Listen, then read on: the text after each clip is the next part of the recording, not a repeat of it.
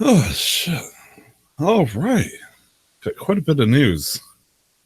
I'm Oh yeah, afraid we do. that that is my best. Just, but you can't help it. With there's so much to be talked about. Now, Nick, you did look at this day in gaming, right? Double check to make sure there's any relevant games. I feel like you're asking me that, knowing that I have it, and there's like a game on the list, and so you're just baiting me out. No, I I mean, haven't as looked you at it yet. honestly, unless there's something that you notice, I just haven't, didn't pick up.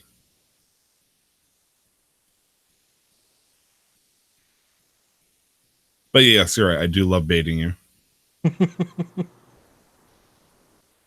Look, I'm so used to my wife doing it. I'm allowed to do it too. Okay. I'm not complaining. Tell how much I love you.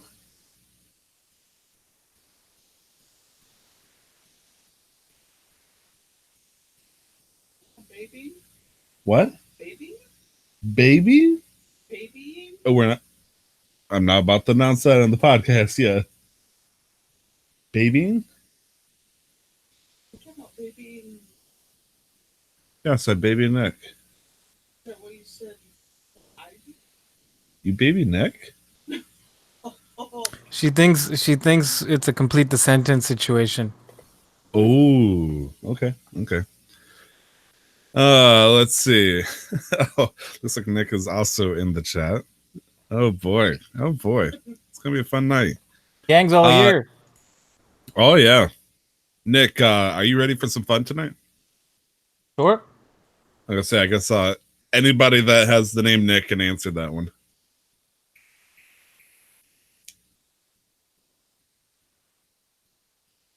Ah.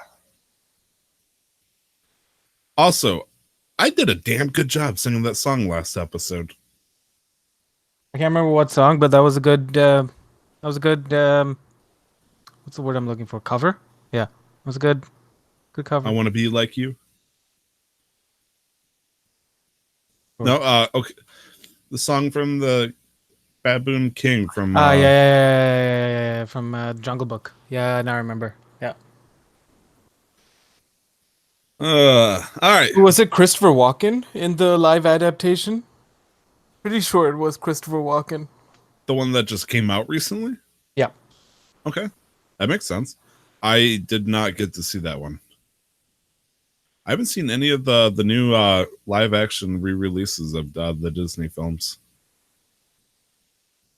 Heck, I got how many are there out there right now? You got Jungle Book, you have The Lion King, you have Aladdin. Dumbo. Ah, yes. Did Dumbo come out already? Or is it Dumbo's coming out. out? Yeah, it came out a couple of weeks ago, I think. It's with that guy, dude. Can't remember his name. Colin With Farrell. I know Colin Farrell's in the movie. Yeah. oh man, I actually had I kind of like warmed around him, but I remember back in the day I used to hate anybody or any movie that had Colin Farrell in it. What? Even the phone booth? I mean, the first time I got like a good strong impression of him was Talladega Nights, and it's just the way that his acting handled. Wait, oh no, I completely named the wrong person. That's not Colin Farrell. That All right. happened. Oh shit. Surprised a certain person in the chat is probably like hunting down the exact information. Will Ferrell. Will Ferrell, dude. I love Will Ferrell so much. Colin Farrell's a good guy. Looking at him now, and it's like, oh, him. And it's like, oh, whoops, Yeah. that's awkward. I think his only bad role was Bullseye in Daredevil, in the Daredevil movie with Ben Affleck. Yeah, that's Wait, how bad that movie was. he was what in Daredevil? Bullseye. Oh, oh, poor guy. Oh, there's always got to be a blemish from DC. Tyler. Yes. Did you say that there's always got to be a blemish from DC? Yeah. You know, Daredevil's a Marvel character. Wait, no, really? All right, Tyler, this is where I hand in my resignation. Okay, hear me out because this is gonna be funny. Do you know why I'm willing I to thought let a it man was? make his defense. This is gonna be funny. Do you know why I thought it was a DC movie? Why, Tyler? Because it got a Netflix series and not an actual movie in the past 10 years. That's my legit reasoning. I don't understand.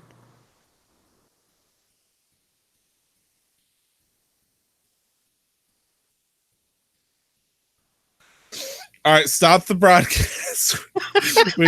we gotta. Oh gosh, Nick is laying on me in the chat. Okay, yes, the Punisher. I can also understand that. God damn. Okay, so how's everybody doing today? Is that a weave from Licorice? Oh, also, bless you, Amanda. Oh, good job. Nick says, well, you can probably hear him, can't you? Hmm. Nick, do you... All right. I was never the biggest Marvel or DC fan anyways, so I can't really say that I'm impressed with the fact I fucked up that badly. No, it's fine, you know, because Wait, Luke Cage is... That's also Marvel? yeah, it was part of Marvel's Defenders with Iron Fist, Daredevil, Jessica Jones, and Luke Cage. But the show on Netflix was so lukewarm. I thought it had to be DC at that point. Yeah, no, Luke Cage wasn't their best. Iron Fist and Luke Cage were the weakest of the four. Wait, that's another thing I noticed. If I think there's a bad movie with the superhero on it, I automatically assume it was a DC movie. I think that's my problem here too. That's fair. Daredevil was made by The original Daredevil movie came out in was- 2003.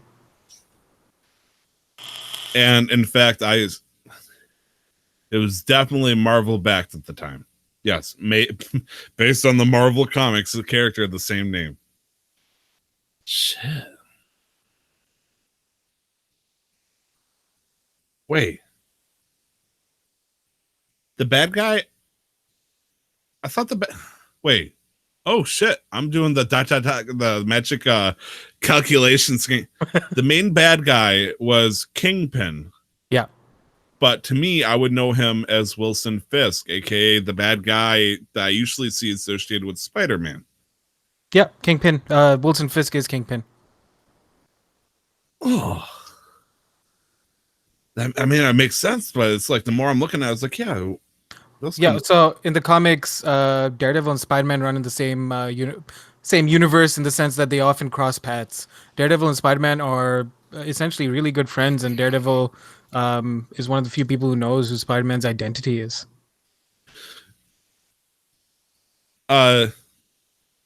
Shit. If Nick, imagine if you remember that story I told you where I heard the wild angling growling and shit in the dark and I had my gun on me. I fired into the dark just now, figuratively answering Nick's question in the chat. Who owns Teenage Mutant Ninja Turtles? And I said, Fox, fuck you. And I just fired. I was like, I didn't even check. I wasn't even going to think about it. I was like, in my head, who owns it? And it's like, Fox, probably.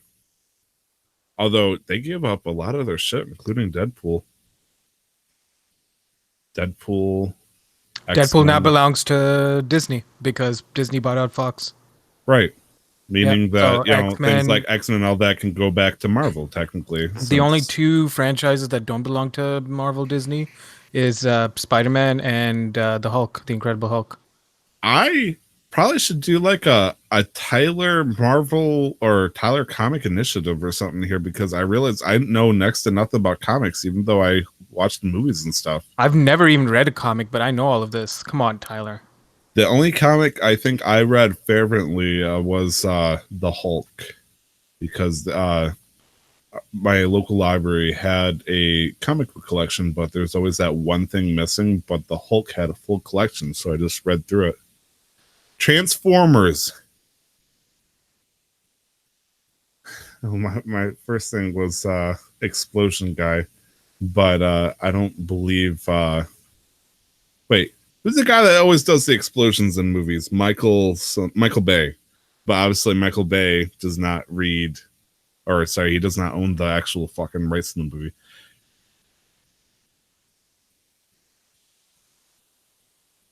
Transformers is Hasbro though. Oh, as I read the chat, they were Marvel before being bought by Hasbro. Okay. I was gonna say, wait, Transformers, My Little Pony, that's fucking Hasbro. Okay, so now that we're having fun torturing me over this shit, Nick, are you able to read the chat for this show? Yep. Here's what you're gonna do, if you don't mind, a little homework. It might take a little effort. I'm gonna have Nick in the chat ask a random thing he knows that I've seen before and ask what company it came from. And I'm gonna have you ask it in his stead. And then maybe Amanda fact checks it. I don't know. Also, hi Amanda. Also, hi. So Nick will ask a question and then I'll ask it in his stead, basically. Yes, for the podcast. And then I'm gonna embarrass myself, played by myself, of course. All right. Okay. Well, regardless, I'm ready. Okay. I am going to close the chat in that case, or at least minimize it. So that way I don't have to. Oh, shit. I just saw the message saying that it was just this whole system's going to disappear again. And it said a date, but I didn't see it that time. Did you see what the date said or no? No, you didn't see it last time. Yeah. Okay. Let's see. I'm going to get a swiggle. Actually, I keep hitting that V8, but the V8 leaves a sticky residue. I want to drink some of this white people water. Oh, did I say that live? Core for runners and people who have dogs so they can fill the bowl.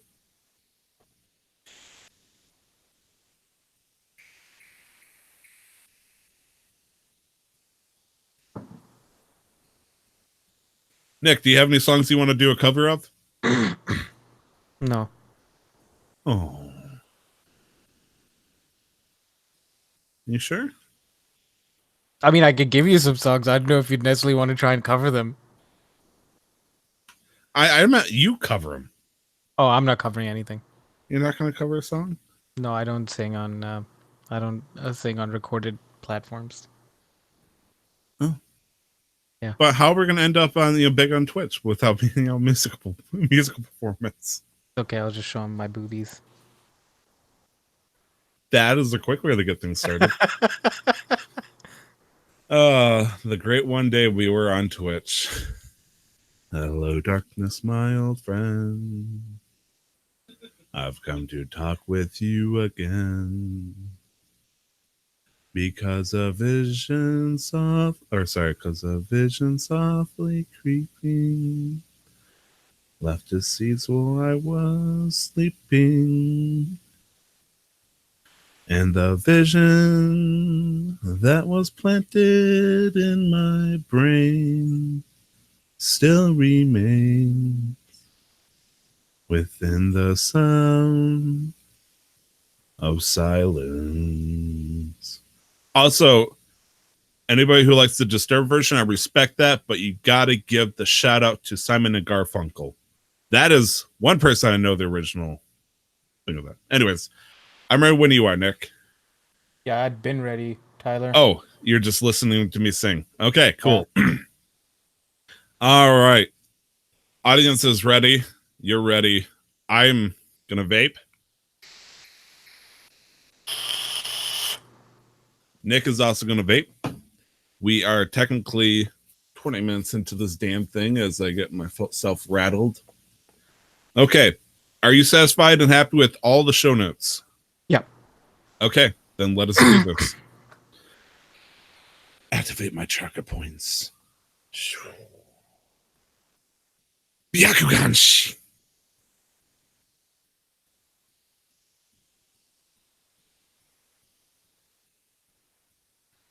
Aloha, everybody, and welcome back to another episode of Casual Master Quest. It's episode 56 coming out to you, baby. June 20. It's going to be July 1st for this. This is going to be the first podcast of Happy July 1st. Canada Day. Happy Independence something. A happy day that we signed a Declaration of Independence. Canada Day, Tyler. It's on the 1st of July.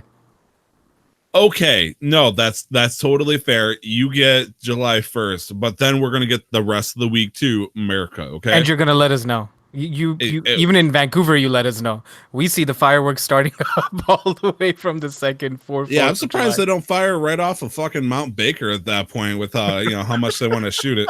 America, bitch. It scared the shit out of me. I was in the middle of nowhere. All of a sudden I see lightning. I'm like, what the fuck? It's not even raining. All of a sudden I just hear this huge boom. It's like, Jesus Christ. I got an empty trailer. That whole explosion sound hit my trailer, shook my trailer behind me, reverberated, and then came out the other way. And it's just that huge sound just shaking the whole damn truck scared the shit out of me. It's like, what the hell? And then they kept doing it. And it's like, okay, guys, it's still June.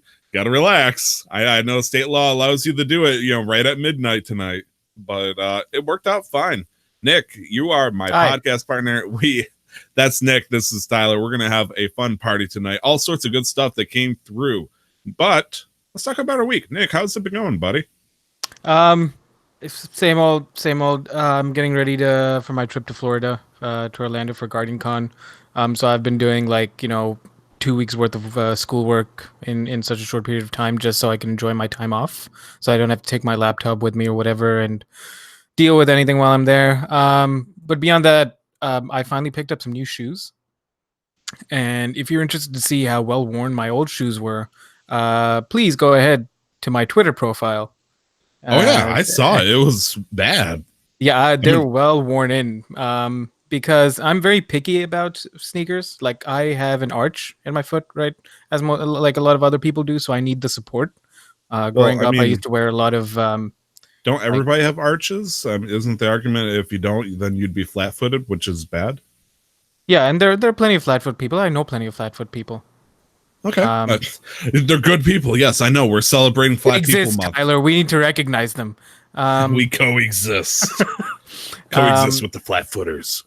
I used to wear a lot of flat earthers. Yeah, let's not talk about that.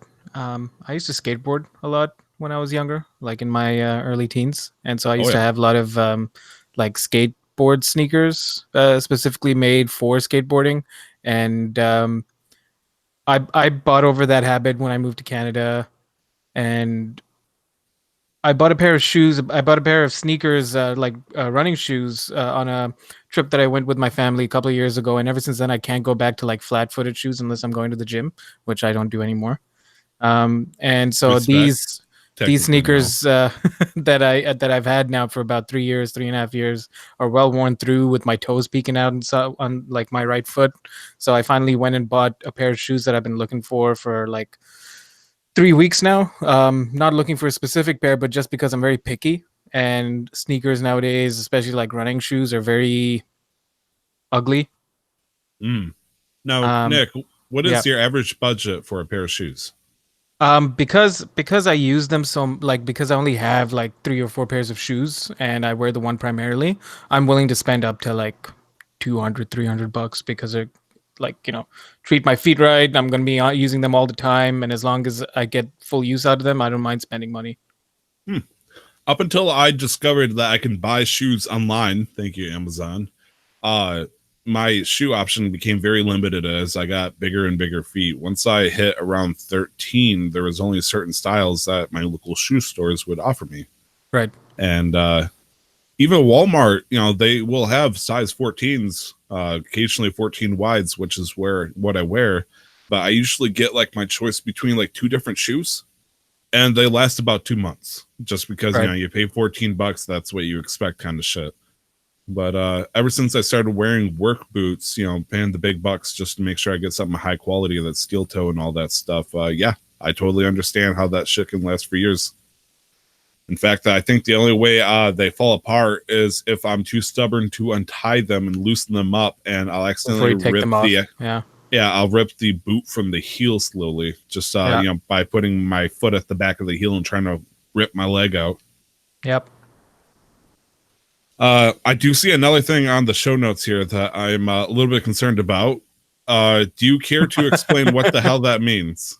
Oh yeah, no, What I've that been a little plugged up the last 2-3 days for God knows why. So I've just been increasing my fiber and water intake, and now I can finally poop again. So I just want to report that because I think it's important that we let our fans know that I can now poop again. Yeah. Well, congratulations Thank first you. off. Sometimes you need to unplug.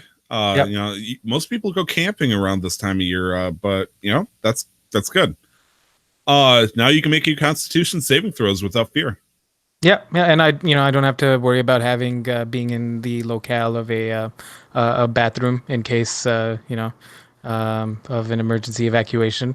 But it's good that this happened before my trip. I probably wouldn't have enjoyed my trip as much if I felt like this going on it. So yeah, if you were eating or if talk of stuff like this it weird grosses you out, I'm sorry, but at least I didn't go into too much detail.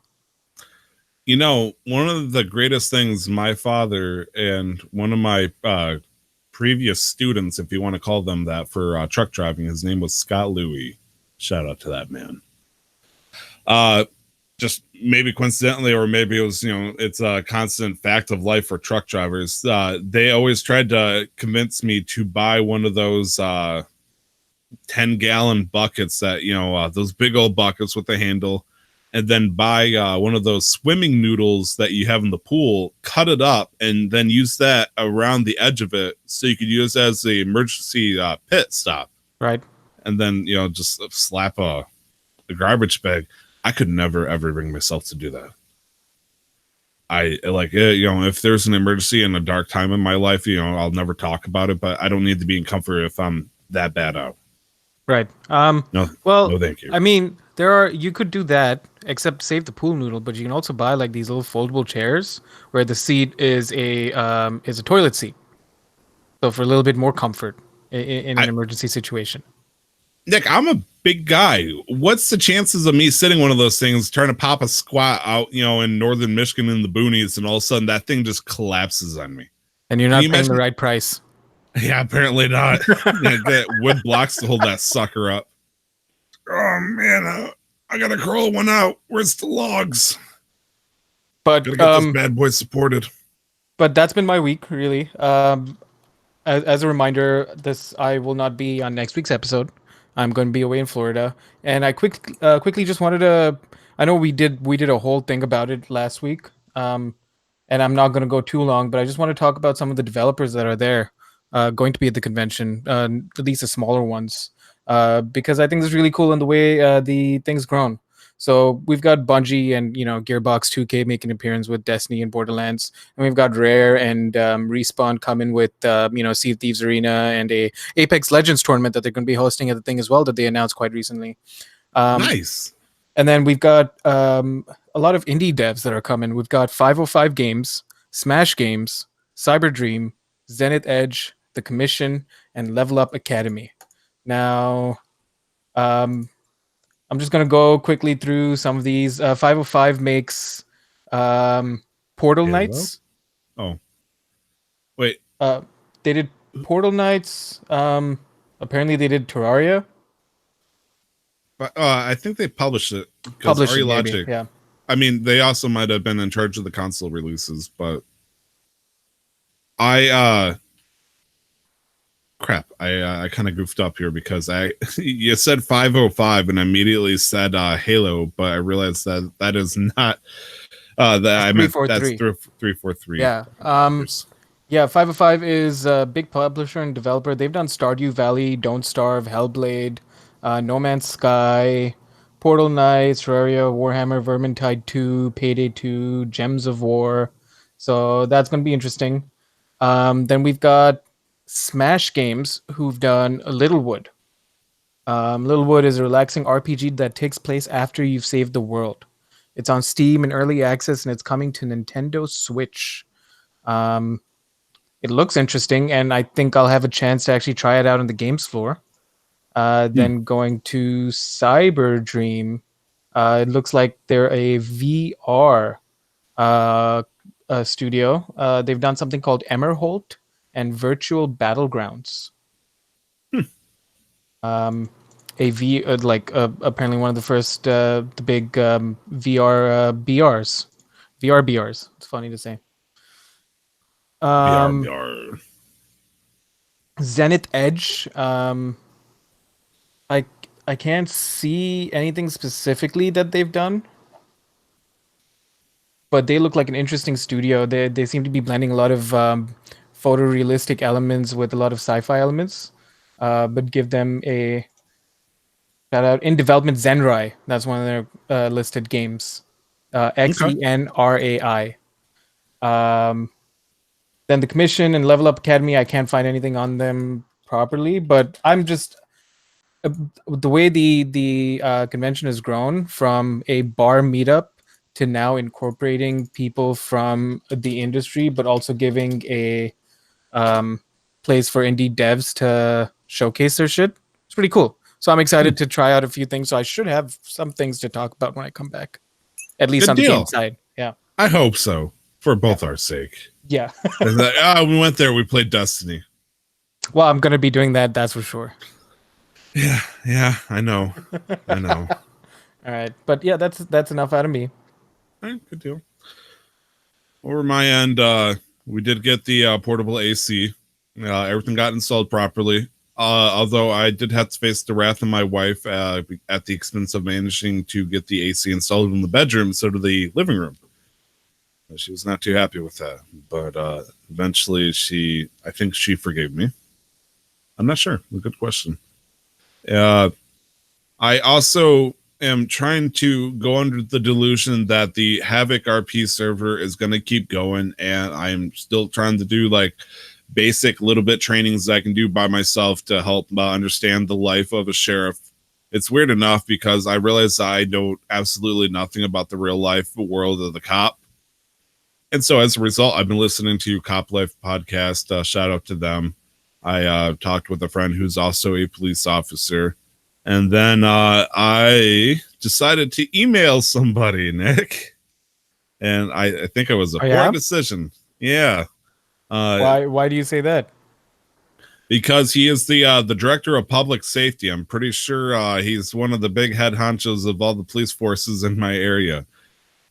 I didn't fully realize that, admittedly, because I was reading about the cop ride-along program that does exist in my area, and most of the time they only allow ride-alongs if you're a prospect for some sort of law enforcement position, like a law enforcement officer, dispatch, etc.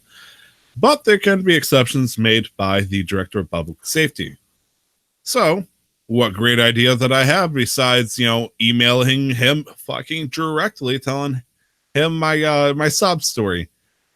And he hasn't returned that response. So I will give you an update if he ever has the kahunas to respond back. But I gave him my story saying, I didn't tell him I want to ride along with one of your officers because I want to learn to be a better one in Grand Theft Auto 5. I might have left that detail out. I mean, at this point, I don't even think that's the case anymore. I want to be, I want to, support our cops and all that shit. I mean, it's not a far cry from the truth when you're like, hey, listen, I just want to learn what it's like to be, what cops do on a daily basis. What's kind of procedures, what's kind of the ins and outs, like what am I allowed to learn? Like, I think you can just chalk it up to having a curiosity on how that works, and you can get away with the little white lie there. I know there's a lot of people that have different political views, and I try to avoid, going wild on my own. But I was always neutral when it came to any of the situations that happen, between police officers and any other various factions of the United States. But that's only because typically the news likes to give us a very one-sided view on how things are going because they want to anger somebody. And I'm starting, get my eyes open a little bit more. I'm not sure if I'm really going to be the guy that, that wears the blue stripe and all that, but I still want to support our local officers, the ones that are doing a great job and are upholding, integrity and respect for everybody. And I think it would be cool to understand like the local flavor of my police officers around here versus the one that's currently living over in Scandinavia trying to pretend that they're an American police officer over on Grand Theft Auto. So it's like either I'm going to have the Hollywood version of the cop people hanging around me, or I could actually understand what a real life cop is like. And Right. yeah. In the meantime, I starting to realize that the chair I'm sitting in, it's older than I am. It's starting to fall apart. It's seeing its wear and tear. I've been using it for quite a while, but starting to get a little wobbly, thread starting to get bare, a little faded. And I'm trying to get a new chair, Nick. The problem is though, I got a fairly decent gaming chair or executive chair sitting in the back, but I had to stop using it because there's a couple of knobs and shit underneath the chair. Your standard thing to raise it, lower it, give it a little lean back and all that stuff. And occasionally it lever likes to pop out that holds the body from Like it locks falling in position backwards. from yeah. And so there's been times where I'll adjust a little bit, it pops out, and then playing League of Legends, all of a sudden I'll just pop and fly comically backwards, legs in the air and everything. Right. And it was funny the first time because you see me just do the old ah! But after the third or fourth time, I'm like, okay, this is actually getting kind of old. And I switched to this old sturdy butte that's nice solid oak with claw foot legs and stuff. Well, I discovered I could just as easily drill a screw into the thing that slides in and out just to stop it from popping. It's not rocket science. But as I sat in, it's like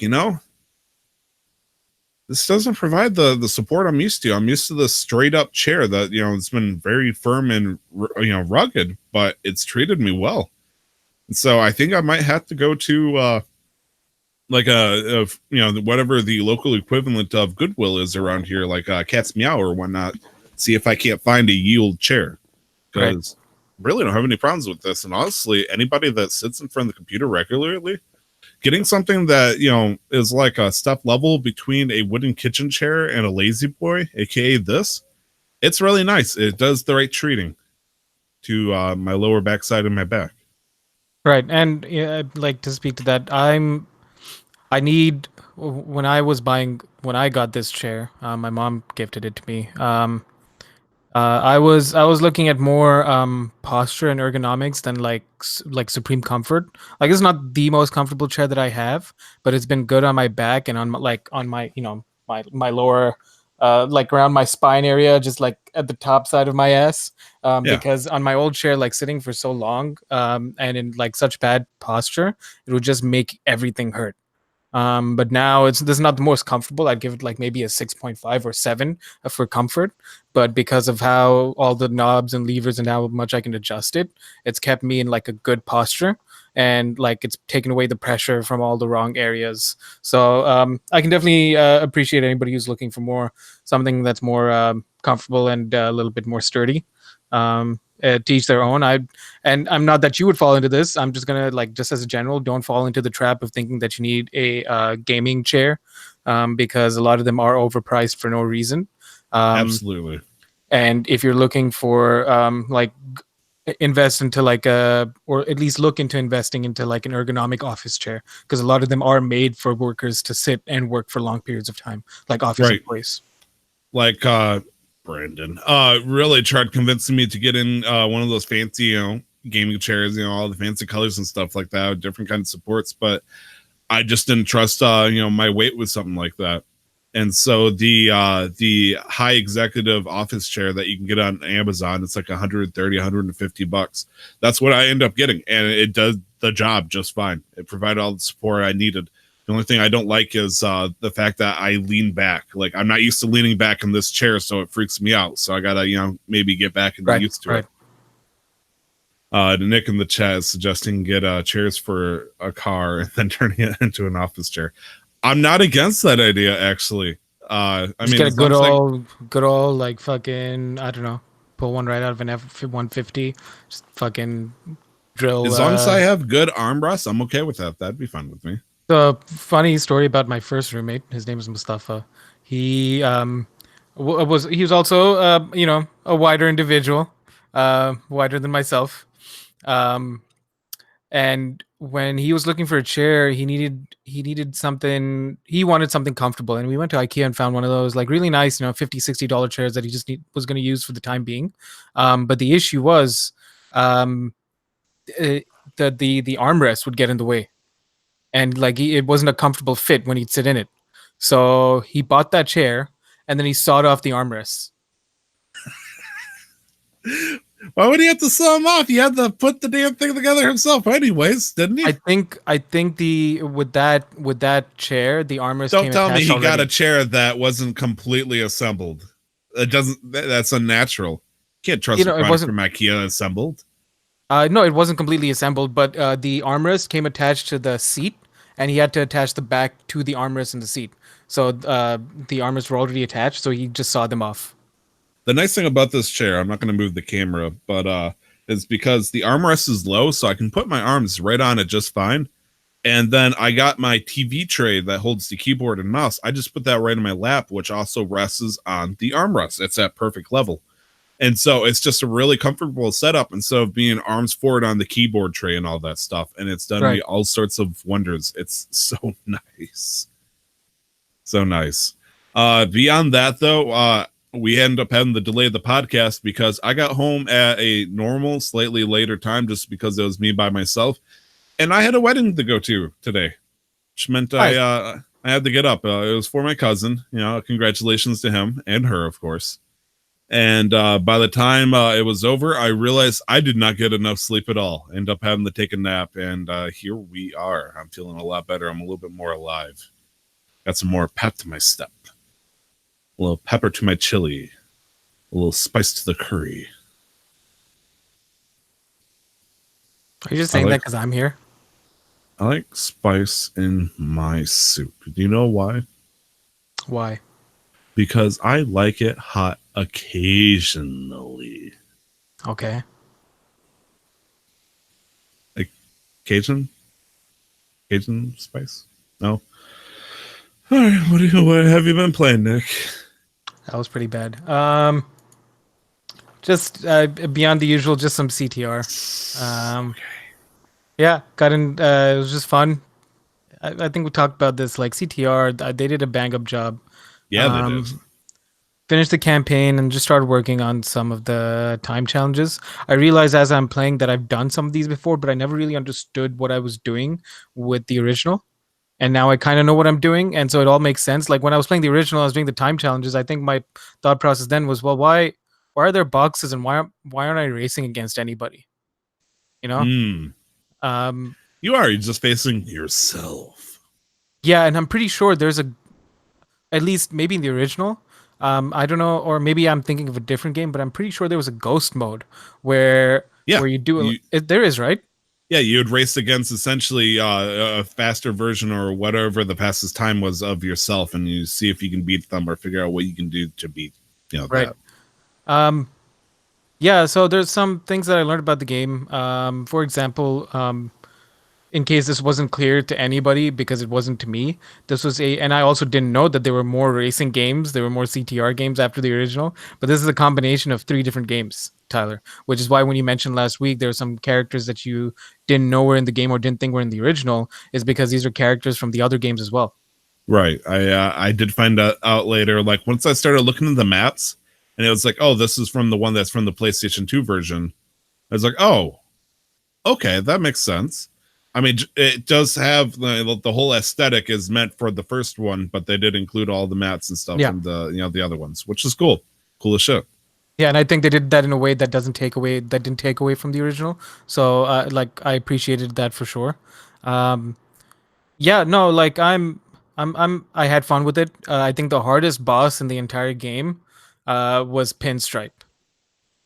Pinstripe was the one that drops the bombs behind him, right? Yeah, on the air track. Essentially, I think the CTR equivalent of Rainbow Road, is it? That's the one that. I mean, it might as well be. It's fucking awful to Yeah. navigate on it for the first time, especially.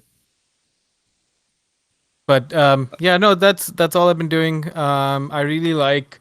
I with no surprise, I really like Coco's Park because it's just your standard just Yeah, racetrack. It that just is goes in the an oval. beach track essentially. It's straight to the point. It's friendly, Yeah. and all that. Nick in the chat's asking how many did Naughty Dog make? Because I only know of 2 Crash Team Racings, but was there 3? I'm pretty sure there was a third one, and I'm gonna look this up right now. Um, because Crash Team Racing is an amalgamation of Crash Nitro Kart, and Crash Tag Team Racing. Like at least the remaster. That it's an amalgamation of CTR, Nitro Kart, and Tag Team Racing, bringing characters and maps from those games. But I think Crash Team Racing was the only one made by Naughty Dog, and then Nitro Kart was made by somebody else. Okay. I don't think I remembered Nitro Car. I do remember Crash Tag Team Racing being a game that came out. I did not actually buy it, but Yeah, I No, didn't play Nitro Kart either. So Naughty Dog's involvement with the Crash Bandicoot series stopped, I think, after Crash Bash or Crash Team Racing. Let's see here: Crash Bandicoot 2, Crash Bandicoot 3, CTR, and that's it. So CTR was their last Crash game. damn. Yeah. It's a final Naughty Dog creation. And that was all the way in 1999. My goodness. Yeah. Um, 20 years. and then No after fucking that, Naughty years. Dog went on to the Jack series, and then the Uncharted series, Last of Us, and then more Uncharted and more Last of Us. Wait, okay, Last of Us. I'm going to say, was CTR the last good game that Naughty Dog made? I mean, you're the Controversial one. opinion. You're the one pushing for Uncharted, so it can't be. I'm just trolling, man. I'm just trolling. Fucking idiot. I am. Any other Um, games you've been playing? No, but it's so over the next few weeks, it's going to be a little bit of a struggle. Apart from my travel, my school semester, this semester set up where I have no finals, so everything's going to happen all the way until the end of July. So that's when the busy period's going to hit. But Eugene is leaving, in a couple of days, the day after this episode comes out, actually, and he's going to be gone for a month and a half. I'm going to be alone for a month and a half, meaning I'll have the PlayStation 4 on my own for a month and a half. So I will definitely be picking up God of War at least. So in the time that Eugene's gone, the one game that I will be playing and finishing is God of War. Nice. Yeah. Have you gotten it yet, or? No, not yet. I'll pick it up eventually. Okay, I'm going to say it's at a very decent price right now. Well, I saw the physical copy at a local game store for like $30, so I'm not too worried about price. Okay, that's good. Yeah. Good deal. Good deal. Oh man, it would be exciting to have you finally play one of the games like that, or the one I've been trying to hype you into getting. But that's okay. I totally respect God of War as being I already one of the did choices. one of your hype games, Tyler. You got to that's on cooldown now. You have to give me another year before I pick up the next hype game. I'm pretty sure. Well, I'm pretty sure you got hyped into the game, but you just didn't own the console for it. So I had to spend 6 months trying to finance and it. Essentially, I played it and I love it and I see no problem here, Tyler. okay. And I'm Well. now excited for the second part that's going to come out probably next year. So I am just saying, for the record, Hellblade: Senua's Sacrifice was a great game. You should give it a shot. we're not talking about that. Because I will not touch that game, and you know I won't touch that game. Oh, really? No, it's too fucking scary. What do you mean Okay, I'm not touching that game? Yeah, it is kind of spooky, isn't it? It's very spooky, not kind of spooky. I've seen yeah. gameplay, Tyler. I couldn't touch it.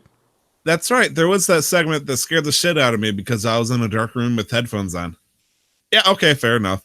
Yeah, I'm not touching that. It's a beautiful game. Props to the developers, props to the people, like fantastic work. I'm not touching it. But Horizon Zero Dawn, Nick, is that too scary for you because there's robots? Yeah, no, I'm terrified of robots. Oh, and matriarchs. That's got to be scary for Yeah, you. nobody wants to put women in power. Who knows what'll happen? Apparently, a mountain does, according to that game. Yeah. Well, Yeah. What have you been playing, Tyler? I also got to play a little bit of CTR, not nearly as much as you, but I did get to play with my other friend Nick. Had a good night with that. The only thing that kind of threw me off was you had to play with other people in order to have the map selection be randomized, essentially.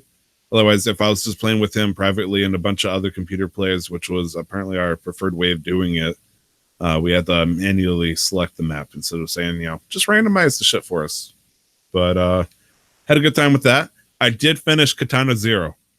It was one of those games where I got a good part of it, and it's like, oh, I'll probably touch this sometime. Never, even though it was a good game, it's just one of those games where it's like, oh, I'll put it on the back burner, Right. burner, Back burner. back burner.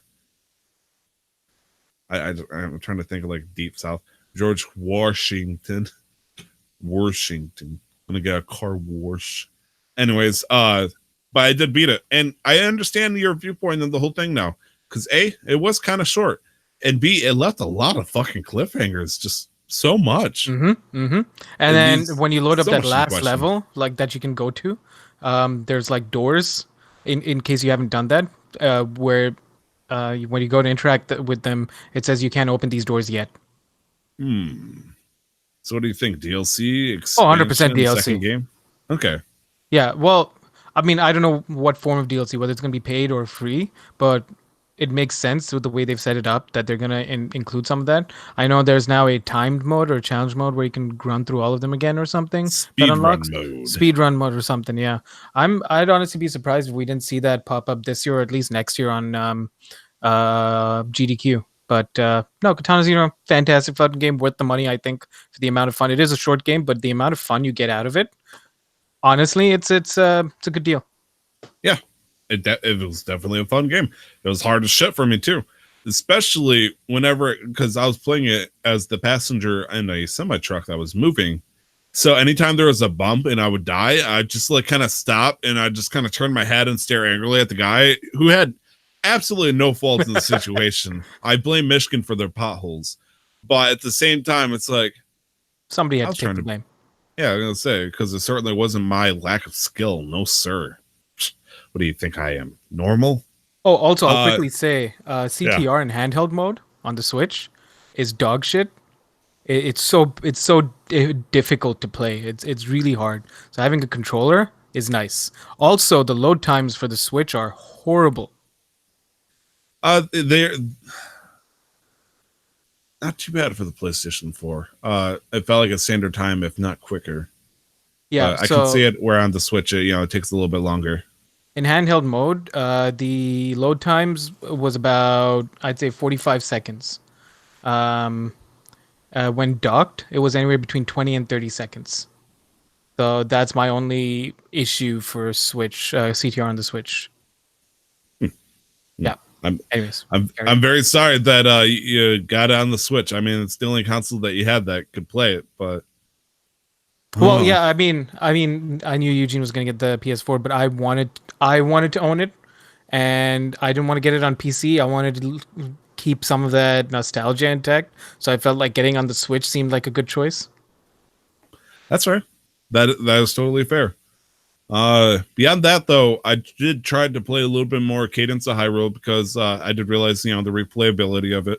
But even in fixed beat mode, when you're trying to like strategize and try to keep in beat, because I still try to keep in beat, to the song just in case, when I finally make the jump back. That is not a game I can play while moving in the truck. No. Like I got to be sitting straight and all that stuff. And finally, Grand Theft Auto 5 roleplay for the Havoc roleplay server. There's been a lot of talk, like big spreadsheet saying, "Hey, this is what's been fixed. What's going to be fixed and all that." Once we pull this big red lever over here, we're going to have a brand new server with all sorts of good stuff. You're going to be excited. Good news. Problem is, though, they still haven't announced when they're going to, reset or wipe this server. So it's still fucking dead. So unfortunately, I'm, just sitting here waiting, hoping that, the big jump makes it and all the people start coming back.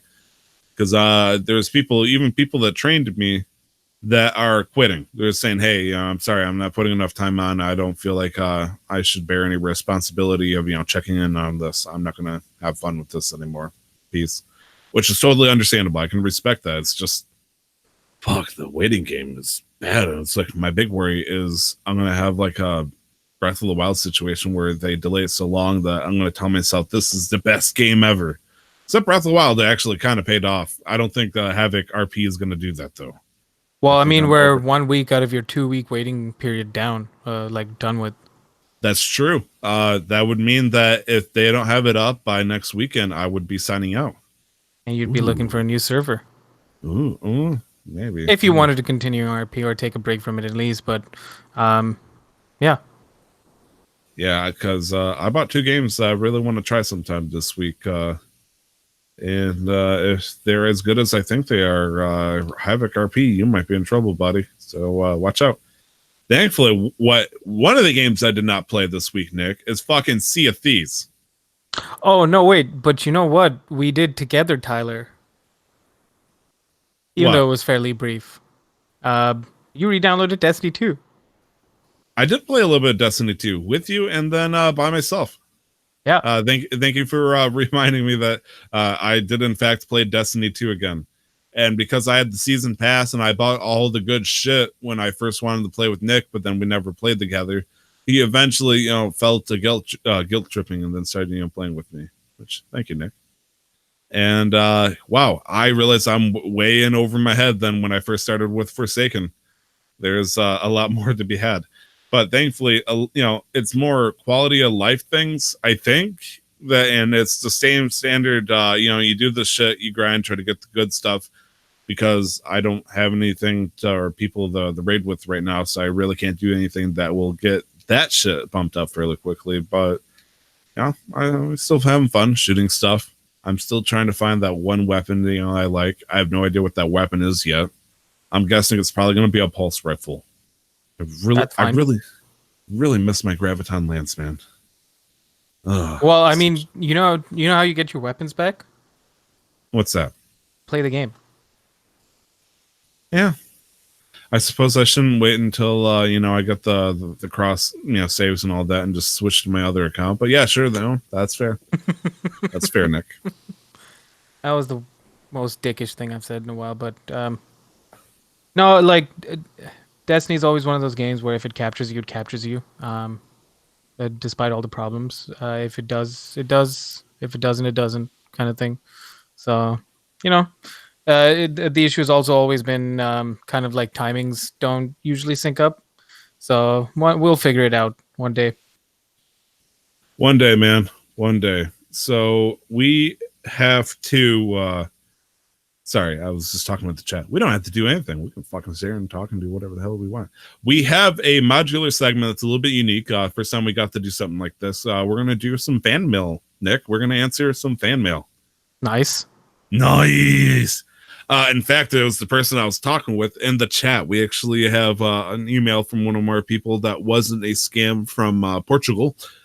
And it was Nick. So our email question is as follows. Nick from Michigan writes, and I'll try to do it in as cheesy a voice as I can work out here. Recently, I went and sought out an old PlayStation 2 game, Ace Combat's The Balkan War, and had to pay $70 for it just to ensure it came with full case and manual. I've also done this with another game for PlayStation 1 called The Misadventures of Trombone, which ran me 160 change.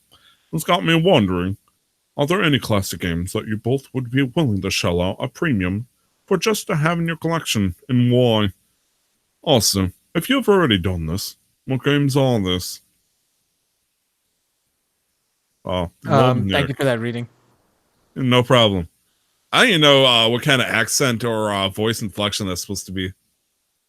I'd also like to point out that Nick apparently lives in Arizona, and on the show notes you've listed it as Nick from Michigan. He was born in Michigan, so I know he's in Arizona. Listen, I'm just trying to get the facts straight. No, I guess that makes sense. When people write fan mail, they don't write, "Hi, I'm born from here, but I live in here," and we reference where they're born from. Okay, fine. Nick from Arizona. Yeah, hot hell, old person retirement state motherfucker. Thank you for your email. Thank you.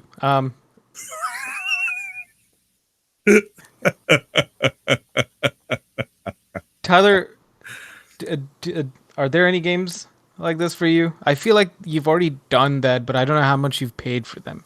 The most recent I can think of was, well, maybe not a game per se, but was for the Game Boy, the Game Boy Color that you picked up a couple of months ago.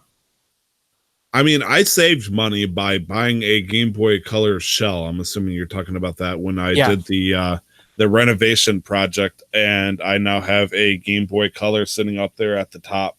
By taking the old Game Boy that my parents had given me from a garage sale like 5-6 years ago, and then I gutted that and then put it into the shell of the game or Game Boy Color that I had. Technically, I didn't pay a premium. I tried saving money by doing that, and it worked completely, actually. I mean, you see all the shit that's behind me. It's a lot of stuff, I collected over the years. Did I pay a premium for any of that? No. In fact, I'm actually in the opposite situation where I bought games that I really liked and people want them later and that they're willing to pay a premium. But because I bought it at the normal price, I, kind of skated out. A lot of example is most of the GameCube games I have. A lot of them will run anywhere between $40 and $200, depending on what games. I got the Legend of Zelda Master Quest. I got the Legend of Zelda collection, all that stuff, where it's 4 games on 1 disc. Wind Waker is not as expensive and all that, but games like Fire Emblem, Path of Radiance was very expensive and hard to get for the GameCube in my areas, especially. And people are willing to pay a shit ton of money, but thankfully, I bought it when I saw it for $30 at a game, store, so it worked out for me. Right. What about you, Nick? Have you ever paid out like big bucks? No.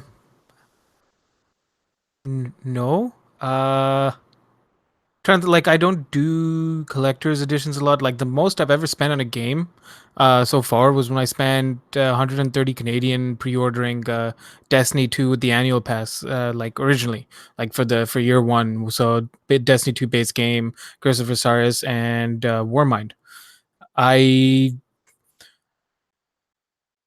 haven't shelled out any big money for collections or with the steel books or any memorabilia, but well, not even but also to address the question more, when we're talking about maybe older retro games, majority of the games that I would pay money to play, I have.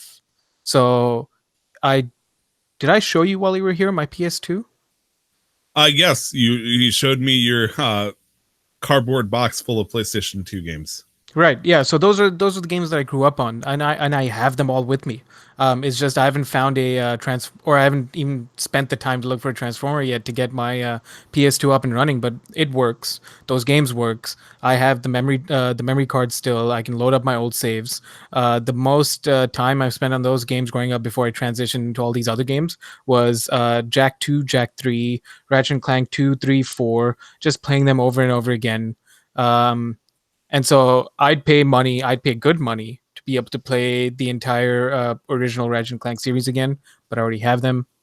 I do see a Ratchet in what I'm going to ask here, but I'm going to ask 2 questions, if you don't mind.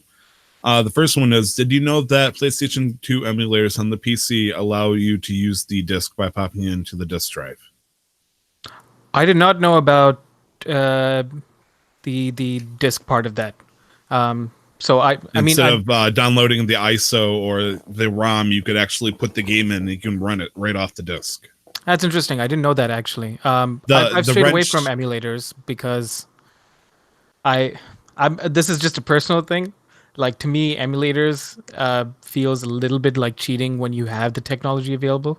Absolutely. I mean, right now, your technology is just stopping you just because you're in a different part of the world. So I figured, an alternative. The wrench I was mentioning is the fact that your disc, I believe, are PAL versions. So I don't know if your disc reader, which is typically going to be an NTSC, it might not recognize it. So that might not be. Well, it helps that I don't have a disc reader on my PC. Yeah, you're also fucked. So I guess if you just ordered a PAL, I could technically order a PAL external disk reader and set it up that way. That's actually pretty interesting. I so would, the go ahead. yeah. No, go. The second question I had is, did you Yeah. know that there's a device out there where you can plug your PlayStation 2 or PlayStation memory card into it and then plug it via USB? They had a Into the PC for the emulator? you can do that, or you can you essentially extract it, turn it into a USB drive if you want to. It was originally introduced, I believe, by Sony for PlayStation 3. People wanted to put PlayStation 1 and PlayStation 2 games, but they wanted to carry their old save files from Right. their memory cards. So Sony or a third party introduced a thing where you could just plug it right into this little tiny plastic box and converted it over to USB, which you would plug into the PlayStation 3. So if you wanted to keep your save files or back them up or use them on an emulator on the computer, you could totally do that. That's super interesting. I didn't know that was a thing. Um, yeah, that's really awesome. I started earlier, and I was thinking of another game that I would really like to play again would be Mega Man Legends 2. Because along with Crash Bandicoot 2, that was one of the first games I got, and I never understood what was going on then, but I want to play it now because I know I'll understand what would happen in those games now. It's amazing because there's a lot of games where you play it back in the day and you love it for the action, even though you have no fucking idea what's happening with the story. And so when you go back, you realize, oh shit, I was good at gaming back then. Like I had 8-year-old super eye coordination, so it's harder. But then once you get to the story, it's like, oh shit, that's what's happening. Wow, those writers really overestimated our intelligence. Right. Yeah, no, which is what I was talking about last week too. Is like either I was like a god gamer growing up in regards to CTR, and I just became worse over time, or like I just was never really that good. You know, I just inflated it myself in my own head. A final note to this question is, whether or not you'd pay a premium for a game to have in your collection. I am a Nintendo fan, first and foremost, and Nintendo has this very horrible thing where they preserve the pricing of their first party games. Like Breath of the Wild, I'm pretty sure up until like the first year was still $60 on almost any shelf unless it was used. And which GameStop, it's like, haha, we'll keep the price expensive too because we also love money. And so it would be like 55 used, brand new, $60, and it would retain its pricing for quite a very long time.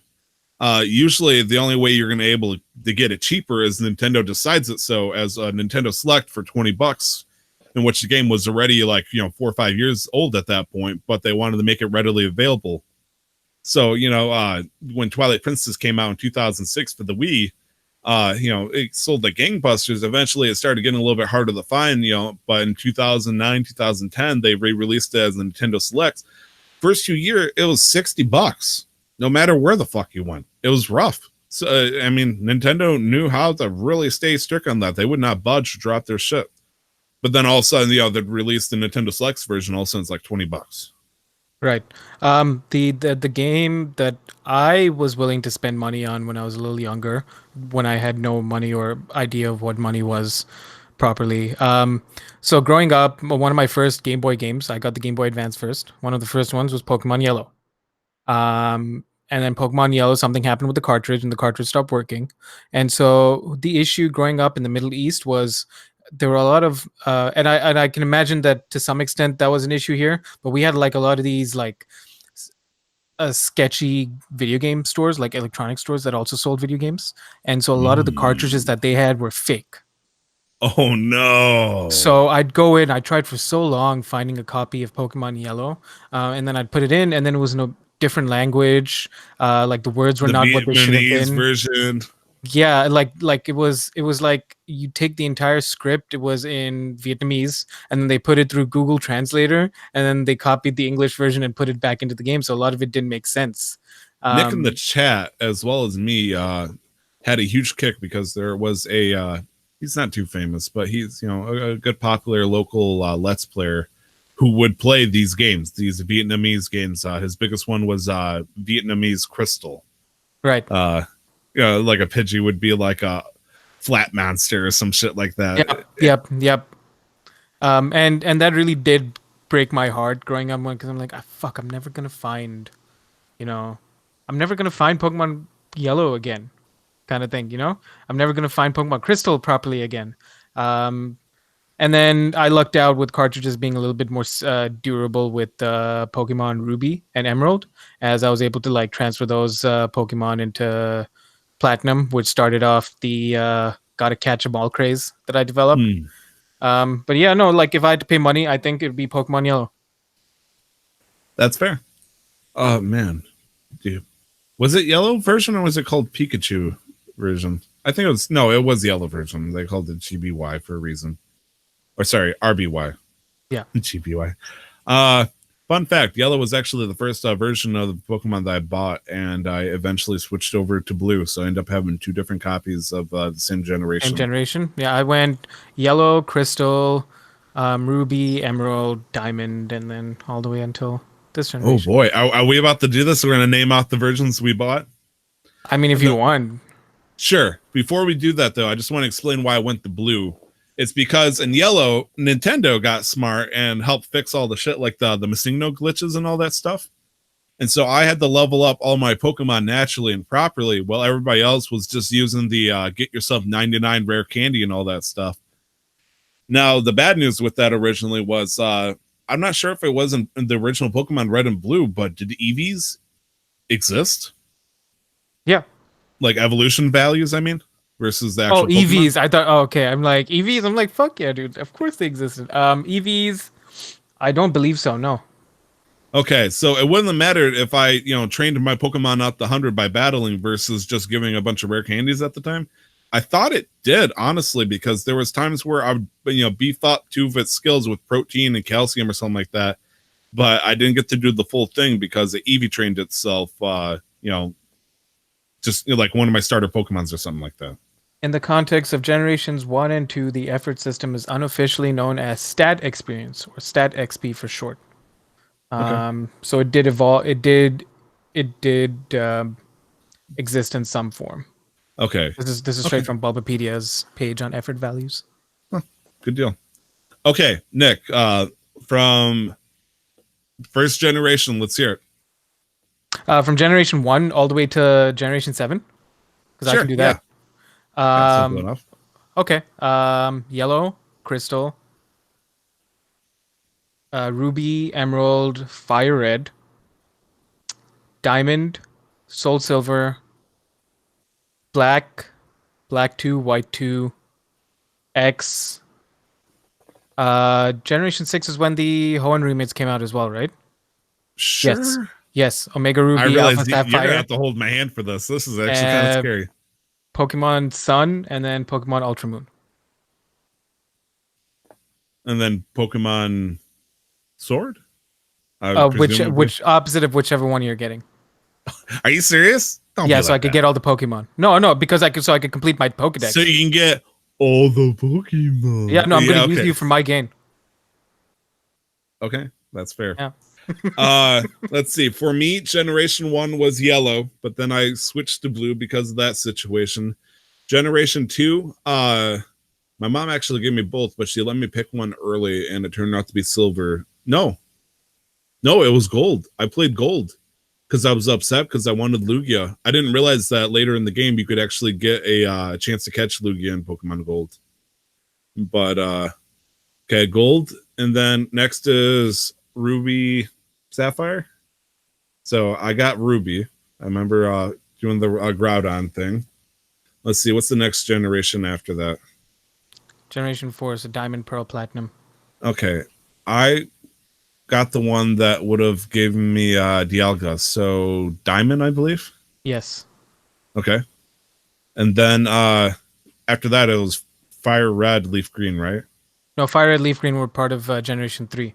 The remakes in Generation 4 were Heart Gold and Soul Silver. Okay. That was during the time where I didn't actually buy the game so much as I emulated some of them, unfortunately. I'm pretty sure when I did that, though, I ended up getting Soul Silver. Okay. Let's see. Black and White, both the first one and the second one, I completely skipped. Okay. I jumped right over it. which I believe would put us towards Alpha Omega, which No, X and Y. X and Y first. Yeah. Let's see. Did you also skip Black 2 and White 2? What's up? Did you skip Black 2 and White 2 as well? Oh yeah. Okay. Yeah, like I missed technically 2 generations worth of Pokemon. That kind of freaked me out. No, they're part of the same generation. They're just story sequels, and actually good story sequels. And so Generation 6, we've got X, Y, Omega, Ruby, Alpha, Sapphire. Okay. In which I end up getting Y because I wanted Emo Turkey Bird. Yeah. And then I also bought I feel like I got Omega Ruby. Okay. And then Amanda got Alpha Sapphire. At this point, this is where Amanda started picking up the games, which I got really excited for. And then Sun and Moon came out, and I got Pokemon Moon, and then Ultra Moon. Okay. By my wife. And then, did I ever tell you if I was getting Sword or Shield? Yeah, I think you might have said Shield, but I can't remember. Ah, okay. Yeah, but you said you keep changing your mind, so you haven't decided yet. Right. And I've cemented in my head which one I'm gonna get for sure. Okay. So I'll only pick up. I won't even buy a game until you tell me which one you have. So if you never tell me, I'll never buy the game. And you just give the one away. So fun fact, when Actual Master Pokemon Quest giveaway. Ooh. You know, it's funny. Super Goon Squad, when Pokemon Sun and Moon came out, I bought 2 copies of Sun and 1 copy of Moon for myself, Amanda, and Brandon, but one of them already bought their copy. So we end up doing a giveaway. And Nice. we gave it away. I'm done with that. Actually, I got a different idea for a giveaway for this episode, but we'll talk about that later. Okay. So let's keep going.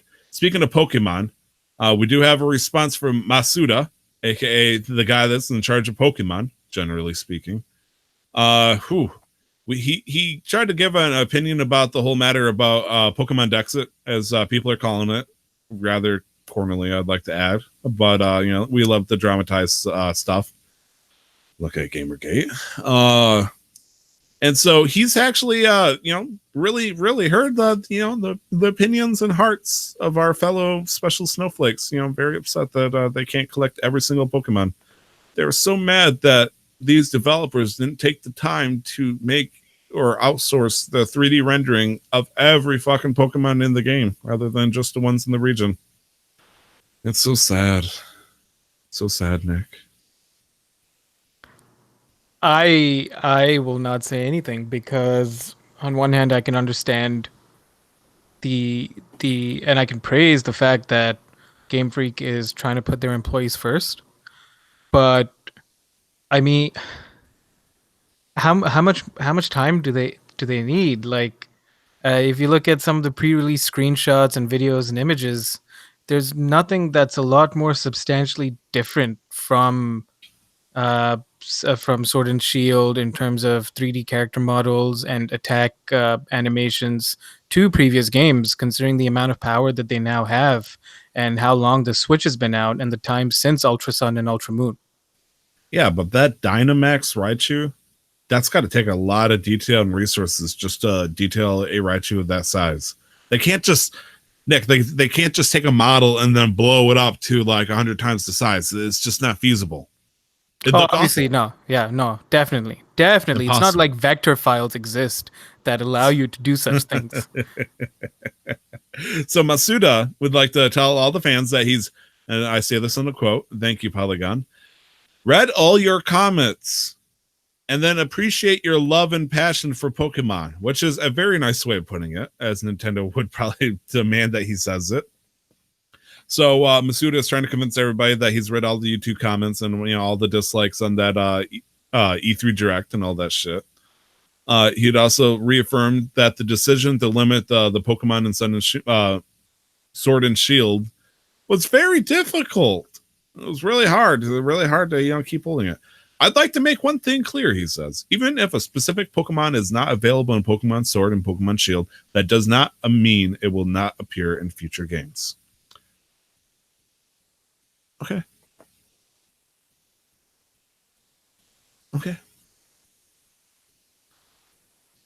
I'm still gonna get the games. Because they're Pokemon core RPG games. This is part of why I've always wanted to switch. But I and here me giving my opinion on all the Pokemon not being in the National Pokedex after you finish the main campaign, and that's something you do in post game, which has been the case for a while now. Um, I don't like it, but Question for you, Nick, if I Yeah. could. Yeah. We were able to look at the picture and we were able to see that Pokemon Sword and Shield were able to trade in and out of Pokemon Bank, right? yes. So what's stopping you from making a living dex using the Pokemon Bank? Yeah, no, that's what I'm gonna do, and I said that I think 2 weeks ago. That's Oh. my plan. Yeah. You know, some people are complaining recently that I don't pay attention to what they say. I think they're full of shit. No, that's what I was gonna do. So like, I'm not upset in that aspect. I can understand properly the how people who participate in the competitive scene might be upset because Right. maybe they like using underused, rarely used, tier Pokemon that might not make the cut. I can't.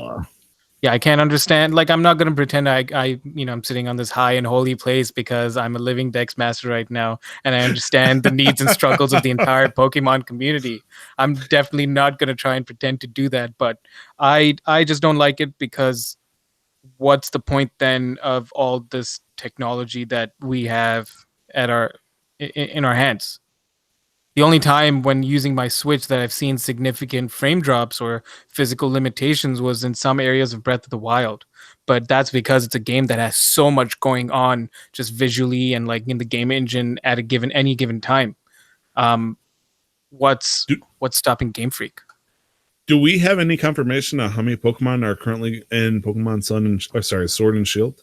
No, we don't know how many new Pokemon are being introduced, and we do not know the total number of the Galar Pokédex.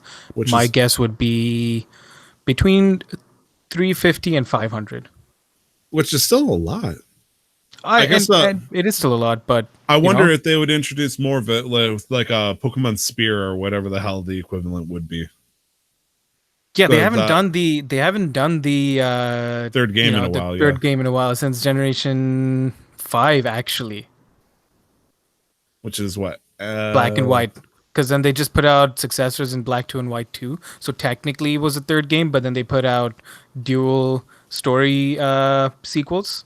And then with X, we were completely expecting X, Y. And with X and Y, we were expecting Z, right? Because you had the two main Zygarde. legendaries, and then you had, Zygarde. But we didn't get a Z.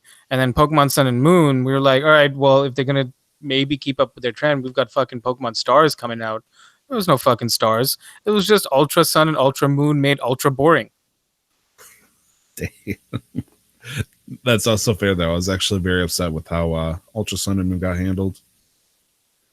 Okay. Well, next on the topic, unless you have any final thoughts, because I know you love imparting wisdom about this whole situation. I'm going to play the game. I'm going to not say anything about it because I'll still be able to finish my Pokedex. I just think that this was a poor response. In the words of Shigeru Miyamoto, please understand. So, more fucking Pokemon news came out this week. Once again.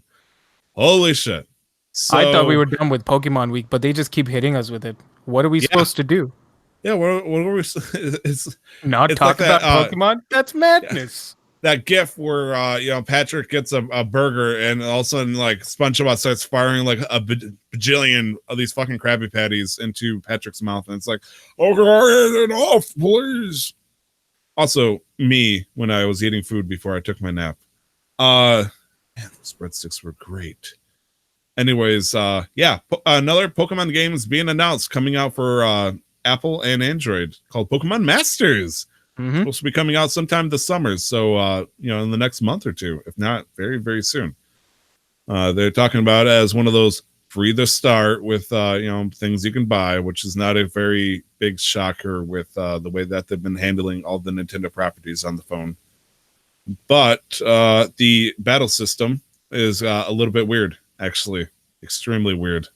You'll be seeing historical figures from previous Pokemon games that you will be able to battle. Or my first use. or use. That's true. I didn't think about that. and they'll be throwing you on, I believe, an island.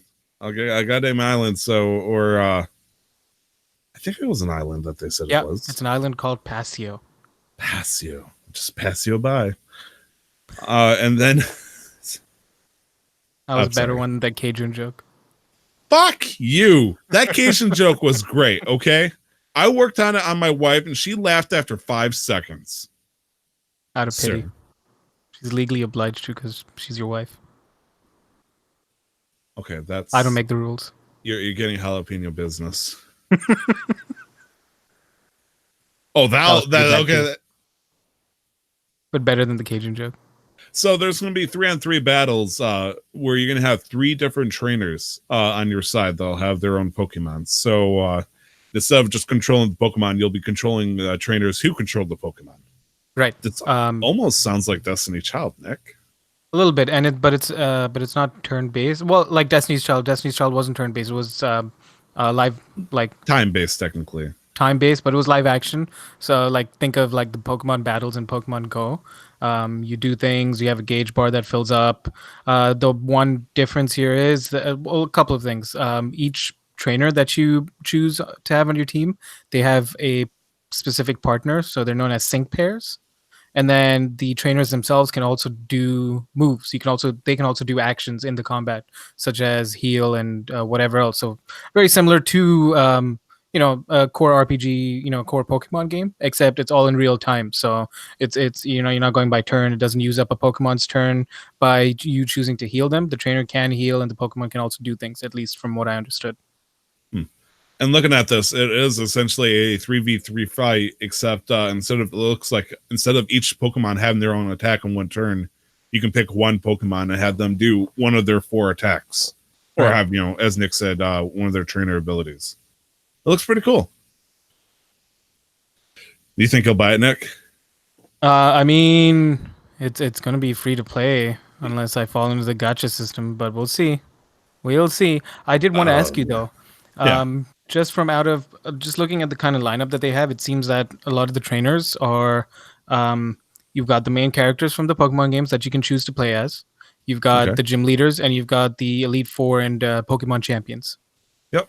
Now, maybe this might be a little bit of a hard question that you'd have to think about, but if you had to pick 3 of the gym leaders, Elite Four, or champions from all of the games so far, who would you pick?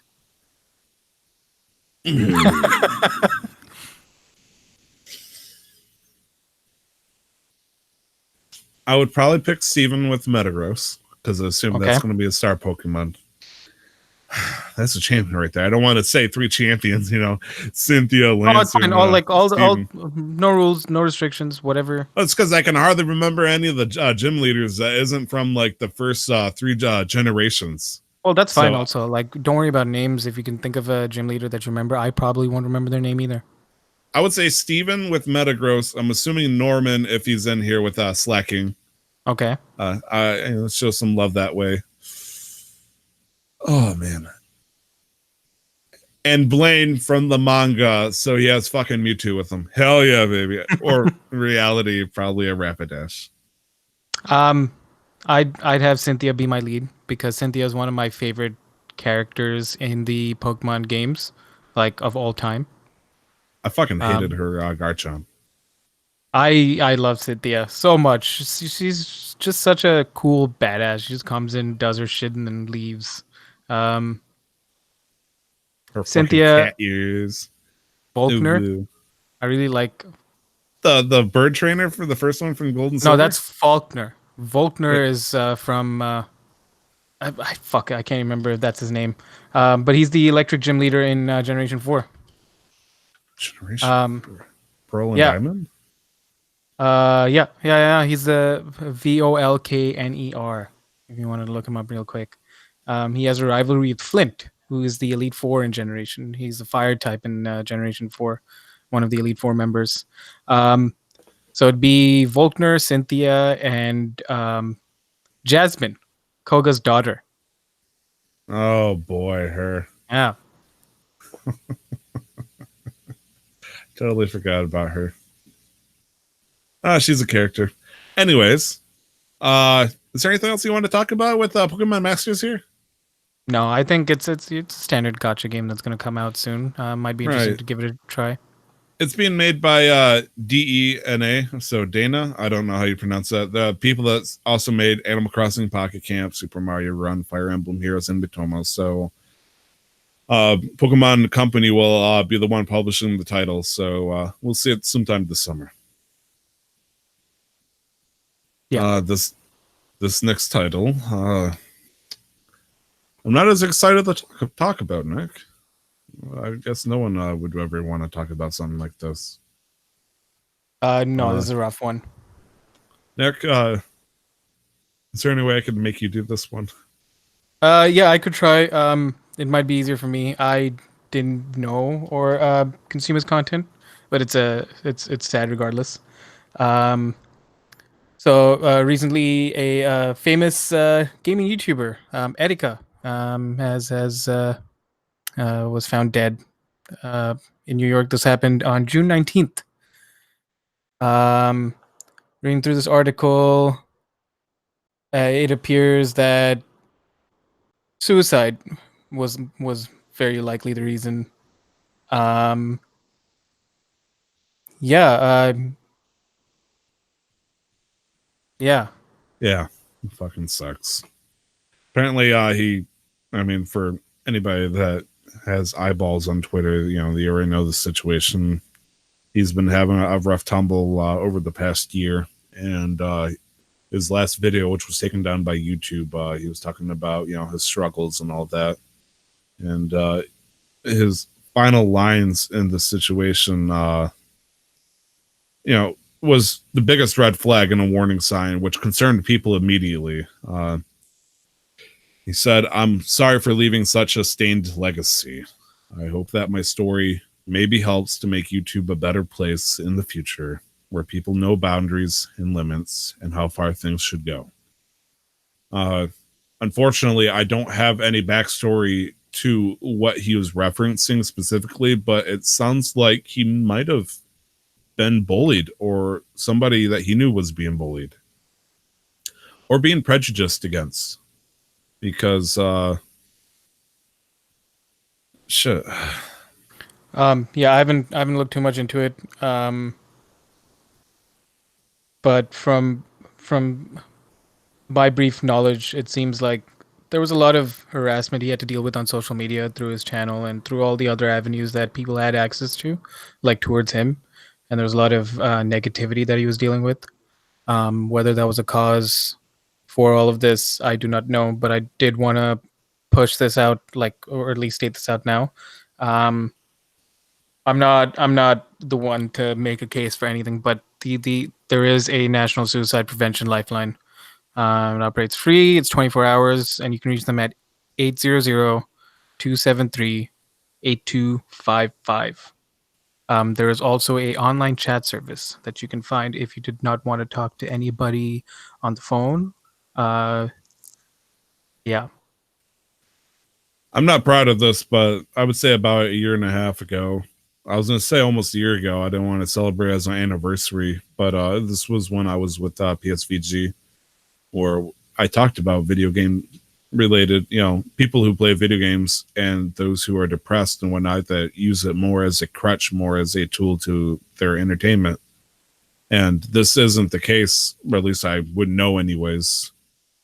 Just talking about depression and mental health in general. It's both a touchy subject when it shouldn't be, I personally say. It's just weird, Nick, because he was very upfront with about the situation, but he, according to this article, which is very limited information, he didn't seek help.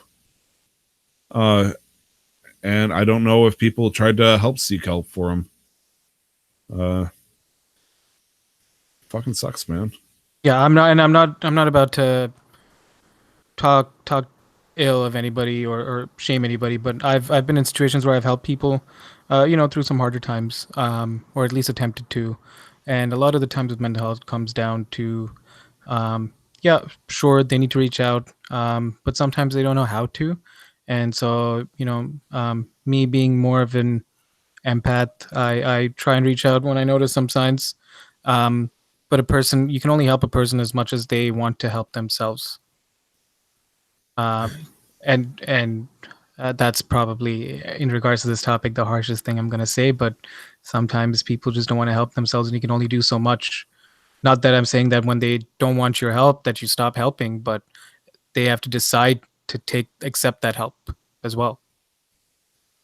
On a random side note, because I've become a police knowledge fanatic, I've actually learned about a lot of similar things in regards to like what point can the police or a hospital intervene? When can they release, at least in the United States, when can they force a medical warrant saying that this person is needs to be treated? And this can potentially change state by state, but the way I heard it was officers can't do anything unless they're clearly a threat to themselves or others. So Right. like it sucks because if you send a welfare check over on this person or any person that you're worried about, if the person does not say anything in regards to I'm going to hurt myself or I'm going to hurt another person, officer can't do anything. Right. They can recommend it and all that stuff, but they can't do anything. And at the point that a hospital or any kind of psychiatric ward could issue a warrant to force you to stay whether or not you like it, usually some serious shit would have had to already happen. So at that point it's too late. Right. And it fucking sucks, man. Just I guess at that point the cop podcast advised that in those kind of situations sometimes you can't force somebody to do something that they don't want to because they have rights. You can't inflict on those rights unless they're going to inflict on the rights of others. But that doesn't mean you can't stop reasoning with them. Right. If you can't, you can still bargain with them. If you can't force it, you certainly still have the power of persuasion. And I encourage anybody that has ever been in that situation to persuade. And then once it's clear that they are at the point to where they can, legally be saved against themselves, then, obviously do that. Yeah. Shit, Yeah. I always get nervous about these kind of things. Yeah, we're no experts by any means, but if you see somebody struggling, either a loved one or a friend or a family or even a stranger, and if you have the time and the mental energy and fortitude to reach out and just say what's up, please do. Sometimes it goes a lot further than you'd realize. I will give you the National Suicide Prevention Lifeline again. That operates 24 hours. It is 800-273-8255. Yeah. And you don't have to memorize the number. Yeah, you just you can always Google it. But also, and I think this is equally important, find someone you care for, and they care for you, someone you can trust, and just tell them. That's what I end up having to do myself. It's the hardest thing to do because you have no idea how the other person is going to react. And that person, might have never experienced something like that. So they don't know how to react. Yeah. But, with all this awareness, hopefully it will, push in the right direction. Nick? Yes. Nickel? Yes. Am I allowed to say your last name? Or? Nickel Chodimella. Yes. If you, sir, are ever down and you feel like you need somebody to talk to you, I will be I'll there get for drunk. you, my friend. Oh, okay. Yeah. I mean, I feel like it's going to lead to the same path either way, whether or not you put chicken grease on the floor so you turn it into a super slide towards me, by all means. I like to think that, there's so many people now I can reach out nowadays. I got such a support system, and I know some people don't. So I feel blessed in that way nowadays. Shit. Nick in the chat says, I love you, Ty. I love you too, Nick. Thank you. Also, I love my wife. Me too. You know What? Huh? What? The fuck you just say, son? So, Steam Summer Sale, huh? Yeah, the way to bring up the mood with sexual confusion. Steam summer sale. Looks like there's 30% off of. What the hell? That's weird. It says 30% off of alimony. That's weird. And then looks like there's 20% off of cheating on your best friend's wife. I wonder what that's about. Never played Yeah, that game. I never heard of those games too. So yes, Steam Summer's here right now. As we are speaking, Summer Games Done Quick is happening live on Twitch right now, and as part of summer, they're trying to sell you games that are in good deals. Nick, do you want to read them off, or we can team up on these? I can read them off. Sure. I could. Yeah, I can do that. These are some of the better deals for some of the bigger titles going on right now. Oh yeah, there's Assassin's- hundreds upon hundreds. There's so many. A majority of the games on the Steam store are on discount. So please do browse through and find something that you think you'd enjoy that you haven't picked up yet and put in your backlog. I'm going to be picking up a bunch soon, actually. But starting with Assassin's Creed Odyssey is now $29.99, $30 off. Hmm. Yakuza 0, $9.99, $10 off. Hmm. Devil May I Cry will- 5. Yes. Just a heads up for the key to understanding. I'll grunt either approvingly, normal, or disapprovingly, just so I can help with input on whether or not you should do it. Okay. Devil May Cry 5, $39.59, $20.40 off. Doom, $14.99, $5 off. PUBG, Players Unknown Battlegrounds, $14.99, $15 off. Nope, don't get that. Half-Life, $1.99, $9 off. Skyrim, $19.99, $20 off. And if you don't already have it on 2 or 3 different platforms or devices, what are you doing with your life? Why is it still $20? Is my question. Why is it no? Okay, $20 is fine. Why is it $49.99 for the full price? That is also true. $39.99, at least in US dollars. Come on, Nick. Learn. Oh how no, to I math. can't do math. Yeah, my bad. My This bad. game came out in like 2011. Why the fuck is it $20 or normally $40? Is this one of those Yonker things where they fake you the price and give you the real price as like, oh, this shirt is actually worth $150, but for you, good sir, we'll make it a sale. It's only $19.99. Continuing down the list, we've got Divinity Original Sin 2, $26.99, $18 off. Kentucky Route Zero, $12.49, $12.50 The off. fuck you just say? Kentucky, Oh, shit. Kentucky, Got a Canadian in the house. Watch out. Kentucky, where they sell free Shavakadu. I'm sorry. I apologize to our American listeners. Kentucky Route Zero. Thank you. Also, it's fresh avocado, not free Shavakadu. It's free Shavakadu. Please shut the fuck up. Yes, sir. Return of the Obra Dinn, $17.99, $2 off. I've heard good things about this. Is it worth, Tyler? I believe so, yes. I didn't get to play it, but I definitely heard so much about it that I really give it I would say this is a game worth looking into. It's a fun game where you are a person who's trying to either something about the insurance of a ship or something like that, which is the Obra Dinn. And everybody's dead on it, and it's your job to figure out what the hell happened to each one of them. So you're kind of like a CSI puzzle investigator of sorts. I see. Yeah. Okay. We've got Total War Warhammer 2, $29.99, $30 off. Homeworld Deserts of Karak. I was gonna say you can say $9.99. whatever. Deserts of Kentucky. Can't believe I said Kentucky. No, Kentucky. Can't believe Kentucky. I said it. Yeah. Have you heard of the state before then, or Yeah. KFC, Tyler. Of course Yeah, I Kentucky. have. Yeah. I just it just didn't. Kentucky Fried Chicken? Yeah, that's the Indian in me coming out. Like I just didn't register it as Kentucky. Like I just read it as it's Ken. Ken.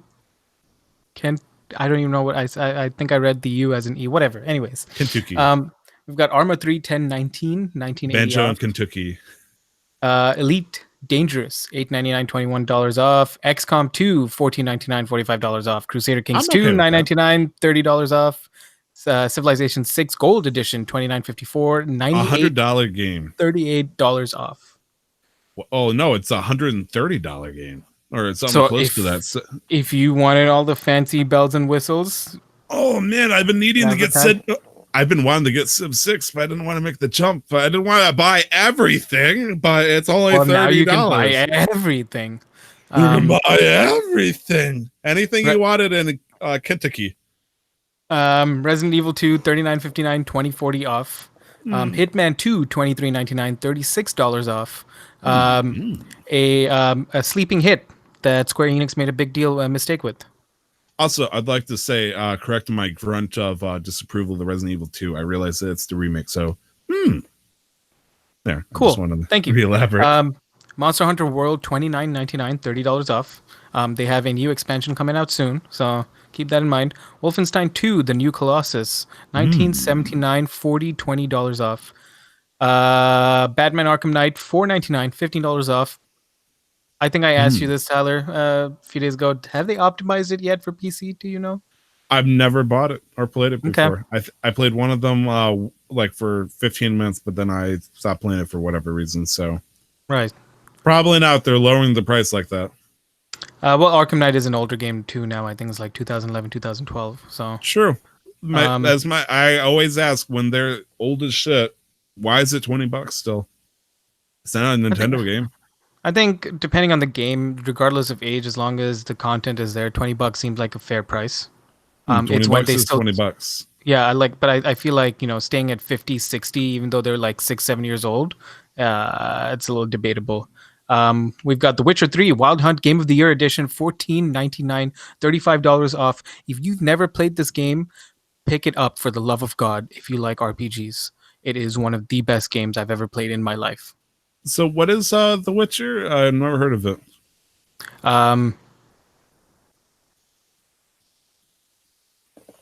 I'm trying to figure out the best way to pitch it. Like, how do you explain that one? It is a game where you have two swords. You're a man that fucks everything, and you kill monsters, and you have magic. And it's made by CD Projekt Red. That's true. If that thing is capable or it has a walking animation, there's a good chance you can have sex with it and earn a trading card. Okay, well that's a little. This is not Mass Effect, so that's a little much. But yeah, basically all the main female protagonists in the game you could romance. Oh well, I mean, play the modded version, Nick. You got to step up your game. I will not sully myself with the modded version. Bedded yourself with a skeleton dog. Missing out, dude. Yeah. Well, at least I don't have to worry about ogre heads. But we've got BattleTech $13.59, $26.40 off. Don't Starve Together $5.99, a whole $9 off there. That's a good Stardew deal. Valley $11.99, $3 off. Ugh. I will say this again: Stardew Valley $11.99, $3 off. I mean, Castle it seems like a Crashers. good deal. Why would you get Stardew Valley though? I mean, All right, If do you you want me to look at- open you my would've- Steam library and see which of my friends owns Stardew Valley, Tyler? I want to say for the record, and this is my argument in this case, so it sounds a little bit more realistic. If Stardew Valley is a game that you enjoyed, you would have bought it long ago. There's no one in their fucking right mind that thinks Stardew Valley is a good game, but hasn't jumped on it yet. Or maybe you've never played it yet, and now's your time to pick it up. It's a little bit cheaper. Oh shit. My wife is in the chat.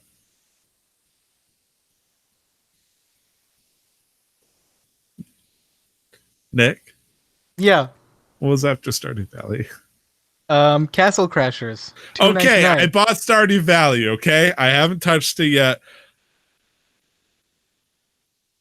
Okay, you did this to yourself. I want you to let it be known that you did this to yourself. I was gonna read Giving off. sweat animation all over me.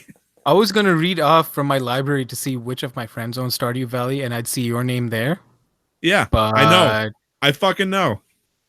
Okay. It's like, reveal that you have drugs in your house or we'll get it in warrant.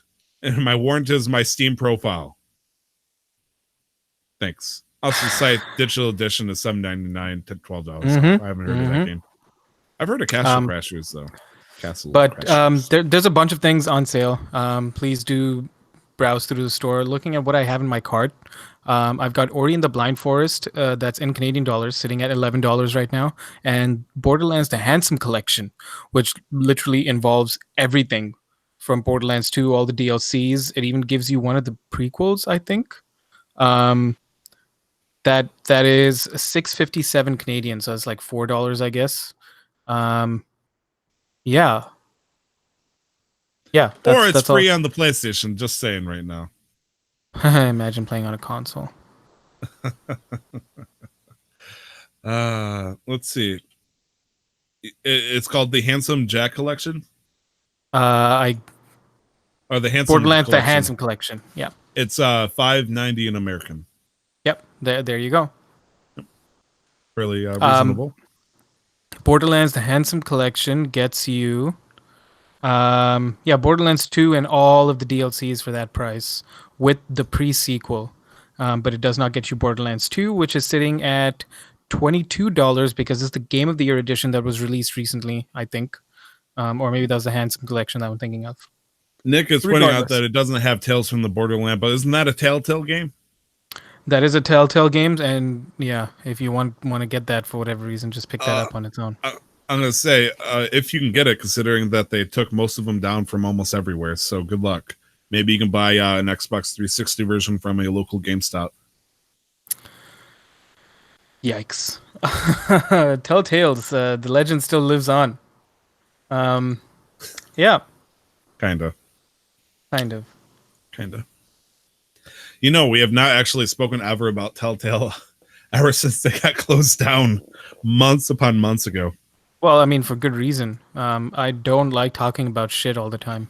But then to counteract that point, we talk about EA all the time. So, yeah. Oh, Yeah. right. I thought you were about to say Destiny 2. Listen, I hate the game, but not that much. No, it's not shit. It's okay. There's a lot of issues I take umbrage with it, but it's an okay game. It's an okay game. Also, what the fuck do you have against pizza? I don't like pizza. I don't like Yeah, American but pizza. It doesn't mean it's terrible. It just means you don't like pizza. Tyler, let me tell you how opinions work. I have an opinion. It may or may not be factually true. And I don't like pizza. And I think it's like American pizza's garbage. I think you look better shaven. That's my Now, see, controversial that's opinion. just factually untrue. And we're not going to even talk about that. I've seen your subject. baby face before, Nick. I've seen it. Yeah, nobody has in Yeah. a long time. We got it somewhere on YouTube, unless you pulled the video down. Oh man, the Yeah. times. I'm sorry. I'm sorry. No, it's fine. Do you want to do this day in gaming or gaming releases? I'll let you pick.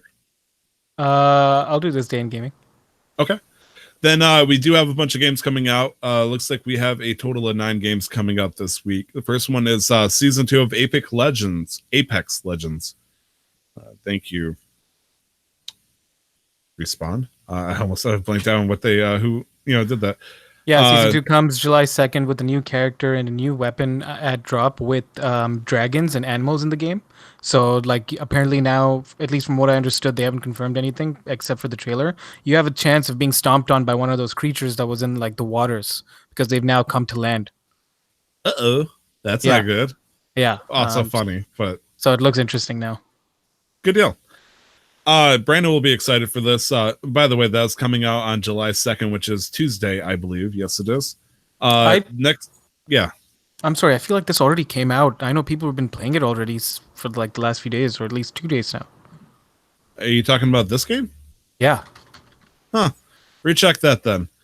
Final Fantasy 14 Online Shadowbringers, they call it DLC, but I would have called it more an expansion. Brandon's excited because Bunny Girls also Right. coming out on Tuesday. Red Faction Guerrilla. There's something off here because I looked at a website. I looked at multiple websites for this little section here. One only had 4, and this one has 9. What's going on here, Nick? What do you think? Suspicious, said the man to his mistress. What are we talking about? Okay. Anyways, Red Faction Guerrilla Remastered Edition is coming out for the Switch, also on Tuesday. DLC for Just Cause 4, also known as Los Demonios, is coming out on PC, PS4, and Xbox One July 3rd. Now, Nick, you're suspicious about this one for Stranger Things. Has this game actually came out officially yet? Stranger Things 3. The game. Are you sure this isn't you're not talking about it coming out for people to watch or people who are influencers? Stranger Things 3, the series is coming out. Season 3 is coming out July 4th. Yes. Stranger Things, the game. I'm looking. Okay, so Stranger Things season 3 is called The Game. Yeah. Stranger Things 3, the game. The movie, the game. John Wick. Sorry, that's my trip. This is so strange. Okay, no, it's an actual game that's coming out. Yeah, it is legitimately a game that's coming out alongside the show. There's no news about it. Okay. Is it July 4th, anyways. though? Are you hurting Yes. yourself over this? July 4th. Okay. Comes out the same day the game, the season comes out. Coming out on all the consoles and PC. Wonderblade is coming out also for PC July 4th. This is not a game that I've actually heard about. Nick, have you heard about Wonderblade before? No, I have not heard about Wonderblade before, Tyler. Well, let me tell you, my good sir. It is a game I've never heard about. So, oh boy. Let's see. All reviews, and there's no reviews. That makes sense. It's an early access game. Cool. It is an early access game developed by Puppet Depot Games, published by East to West Games. It's like Castle Crashers like art style meets like an RPG. It's just like a silly cartoony RPG. Side-scrolling platformers elements and shit. And if you haven't heard about Puppet Depot Games, then it makes sense because this is their first game on Steam. So this is a fresh new indie game coming out.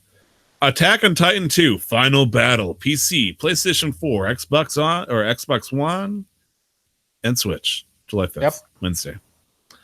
Sea of Solitude. That's coming out this week. Holy shit. PC, PlayStation 4, and Xbox One. Wow. You know, now that shit, where was I going with this? I can't play Sea of Thieves. I do need a good water game. Sea of Solitude looks spooky. I'm not going to touch it. I was going to say, don't you want to... I feel like this might be your style game. What's wrong with it? Spooky. No, not going to. The main character has red eyes. Don't worry about it. Oh, man. You're really, really missing out there, buddy. And the last game also coming out on July 5th is They Are Billions, coming out for the Xbox One. I've never heard of this game either. It is a steampunk strategy game set on a post-apocalyptic planet.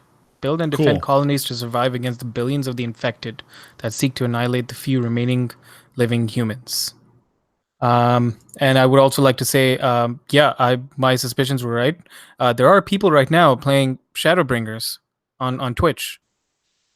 Wait. So I don't know if these are streamers that or certain people that got early access, but even when I do a quick internet search, Shadowbringers is officially coming out on the 2nd of July. So the information posted here is not wrong, but I just don't know how these people... what's it called? PBE, public beta. Maybe, I guess, but people are like, have been live now. Some of them have been live for 24, or like doing 24-hour streams now. Nick, you do realize that there's other time zones. Oh, wait, no, it's only... For us, it's only June 29th, so there's a 3-day gap. Okay. Yeah. You know there's a 3-day gap of time zones around the entire world. I know that doesn't make sense chronologically, but maybe you need to get yourself together, Mr. Captain Kentucky. Kentucky, is that what I said? Yeah. Kentucky. Yeah, Kentucky. That's what I said. Yeah. Sounds I'll never like look that down. A good dish. Somebody's gonna bring that up. I want to let that down. Yeah. You bet your ass I'm gonna remember that. What's come out on this day in gaming, Nick? So this day in gaming, July 1st, Ape Escape 2 came out in 2003 in the United States on the PlayStation 2.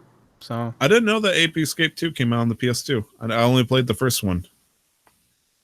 I mean, I bought it for the PlayStation 4, and I realized, later on it was a PS2 port. But I Right. didn't realize that it came out with PlayStation 2. Wow, that means the gap between Ape Escape 2 and Ape Escape was at least 5 years. Didn't we have Ooh. Ape Escape on our last, or like 2 weeks ago or something? I feel like we mentioned it recently. Yes, this day in gaming, it came out on the PlayStation 1 like some 20 years ago. Right, It came right. out, well, let's see, first release, I'm sure it came out a little bit different. Excuse me. But it came out May 31st, 1999. So it was about 20 years ago, a couple of years ago on the platform release for Japan, I believe. I this see. This one is Ape Escape 2 for the US.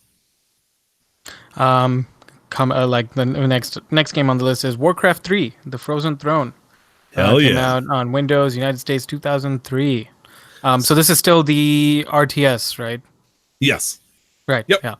Like Warcraft 3 has been out for a couple of years at this point, but they're releasing the whole section where it is Arthas's story, as well as the pursual of the pursual of Illidan would technically be part of the original Warcraft 3 baseline, but Frozen Throne basically focuses on the Lich King's storyline, which makes sense, Frozen Throne and all that.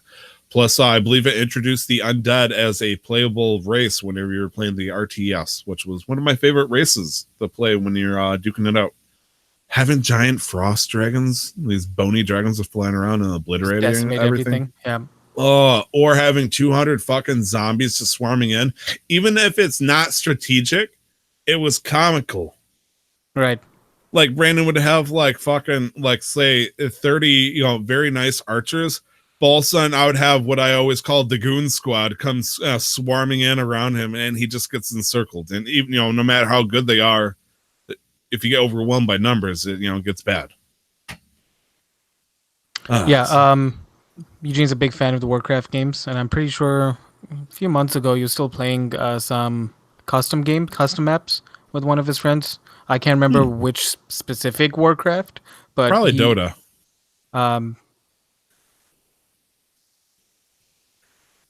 Oh crap! Did I break you, Nick? Just a little bit. I don't know if there's a connection here. Oh yeah, Warcraft 3. There was a version of it, a modded version of the game on Warcraft 3 called Defense of the Ancients. It was so popular that Ice Frog and a bunch of other people made a standalone game, which became Dota. Oh, I didn't know that. Once Valve became involved in all that stuff, they made it officially Dota 2. That's why it's called Dota 2, but there's no Dota 1 on their thing. And there was a lot of issues because obviously Blizzard wanted to protect their things, their character models, because they were using Blizzard characters in Dota. Right. And heroes and all that stuff. So eventually they had to rename all the characters and change some of the models and stuff like that. But yeah, that's how Dota 2 came to be. Was from a game mode in Warcraft 3. And then the last game we have here is Space Quest that came out on the TRS-80, the US 1982. Yep, I just wanted to throw an old school game out there. And this was the oldest one on the list. If you think about it, Warcraft 3, just that modded minigame started the whole MOBA series for the most part. I feel like there is a game that like some other games that started off like that as mods, but I just can't put names to the actual thing, so it doesn't surprise me that happened. But I just didn't know that, so that's pretty cool. Eugene's very excited for the remastered Warcraft that's coming out soon or eventually. I don't know if there's a release date, but yeah. I haven't heard anything about it, and no offense to anything that's related to Blizzard and anything Warcraft related, or just any game that they're making that isn't Overwatch. I've been kind of wary about it. Yep. Heroes of the Storm and all that stuff, they're starting to backpedal a little bit. Well, I mean, we already knew that they were cutting down on Heroes of the Storm, so it's not like it's a surprise that they're backpedaling from that. But they're not going to get rid of StarCraft because StarCraft is still pulling money. They're not going to get rid of Overwatch because we have rumors of Overwatch 2, and then the Overwatch League is doing so well. We've got Classic WoW coming out soon. We've got Warcraft Remastered coming out soon. We know nothing about Diablo, but we all have mobile phones, so that's fine. Destiny's leaving Battle.net. Activision is still there, so we've got all the Call of Duty shit still there. So just looking at Warcraft 3 Reforged, which is the newer version of Warcraft 3 that they're talking about. It's going to be $30 for the normal edition. I really haven't really heard about this. I know it happened or what's happening. And they're saying it will release on or before December 31st, 2009. So they're saying it should come out this year. Just give Okay, us money. that's fair. And it's like, okay, yeah. And well, shit, I think that's pretty much it. Yeah. Happy birthday to those 3 games.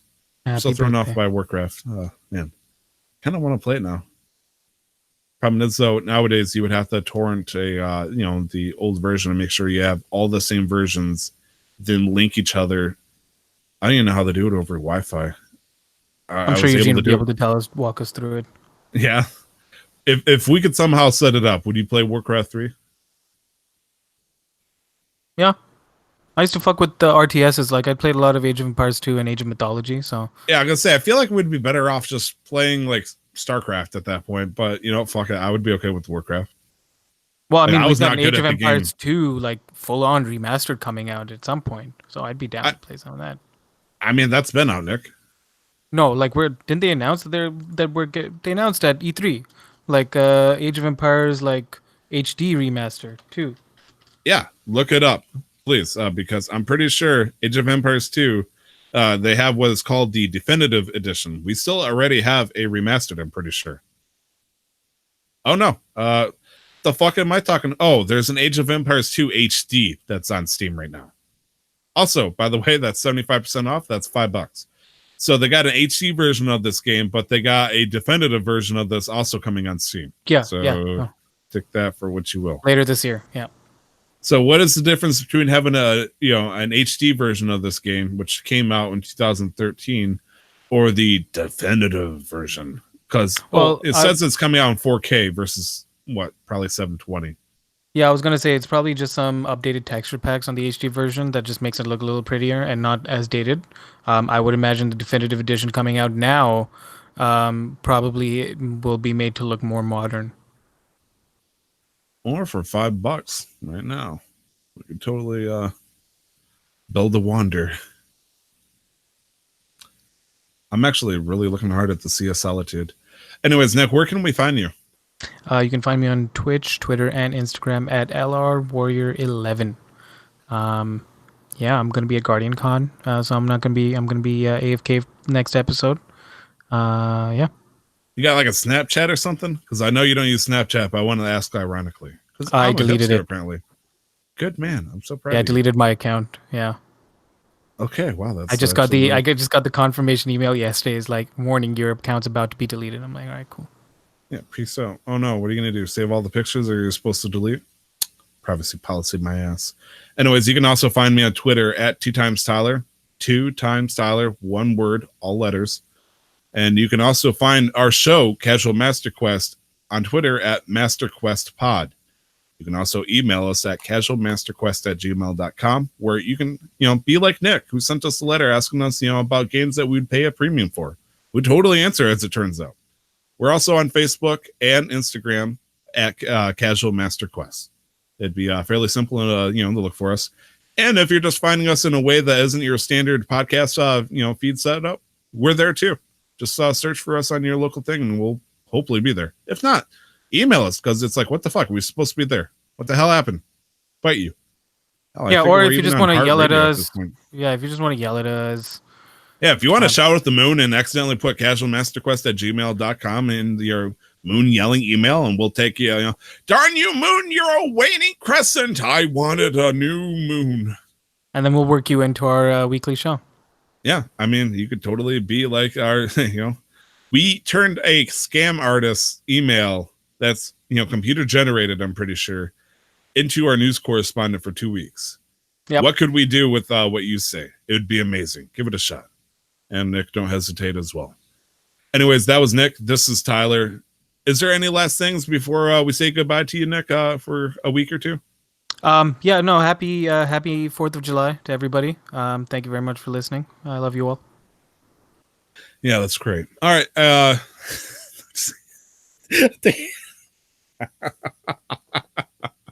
The fact you have to fucking duck out and everything.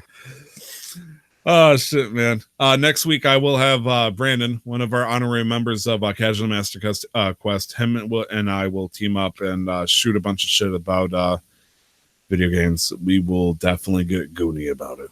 Anyways, we will see you next week, and don't forget to never stop the grind. We'll see you next week, guys. Bye. Bye-bye. Bye. Bye. Oh, I'm glad that we did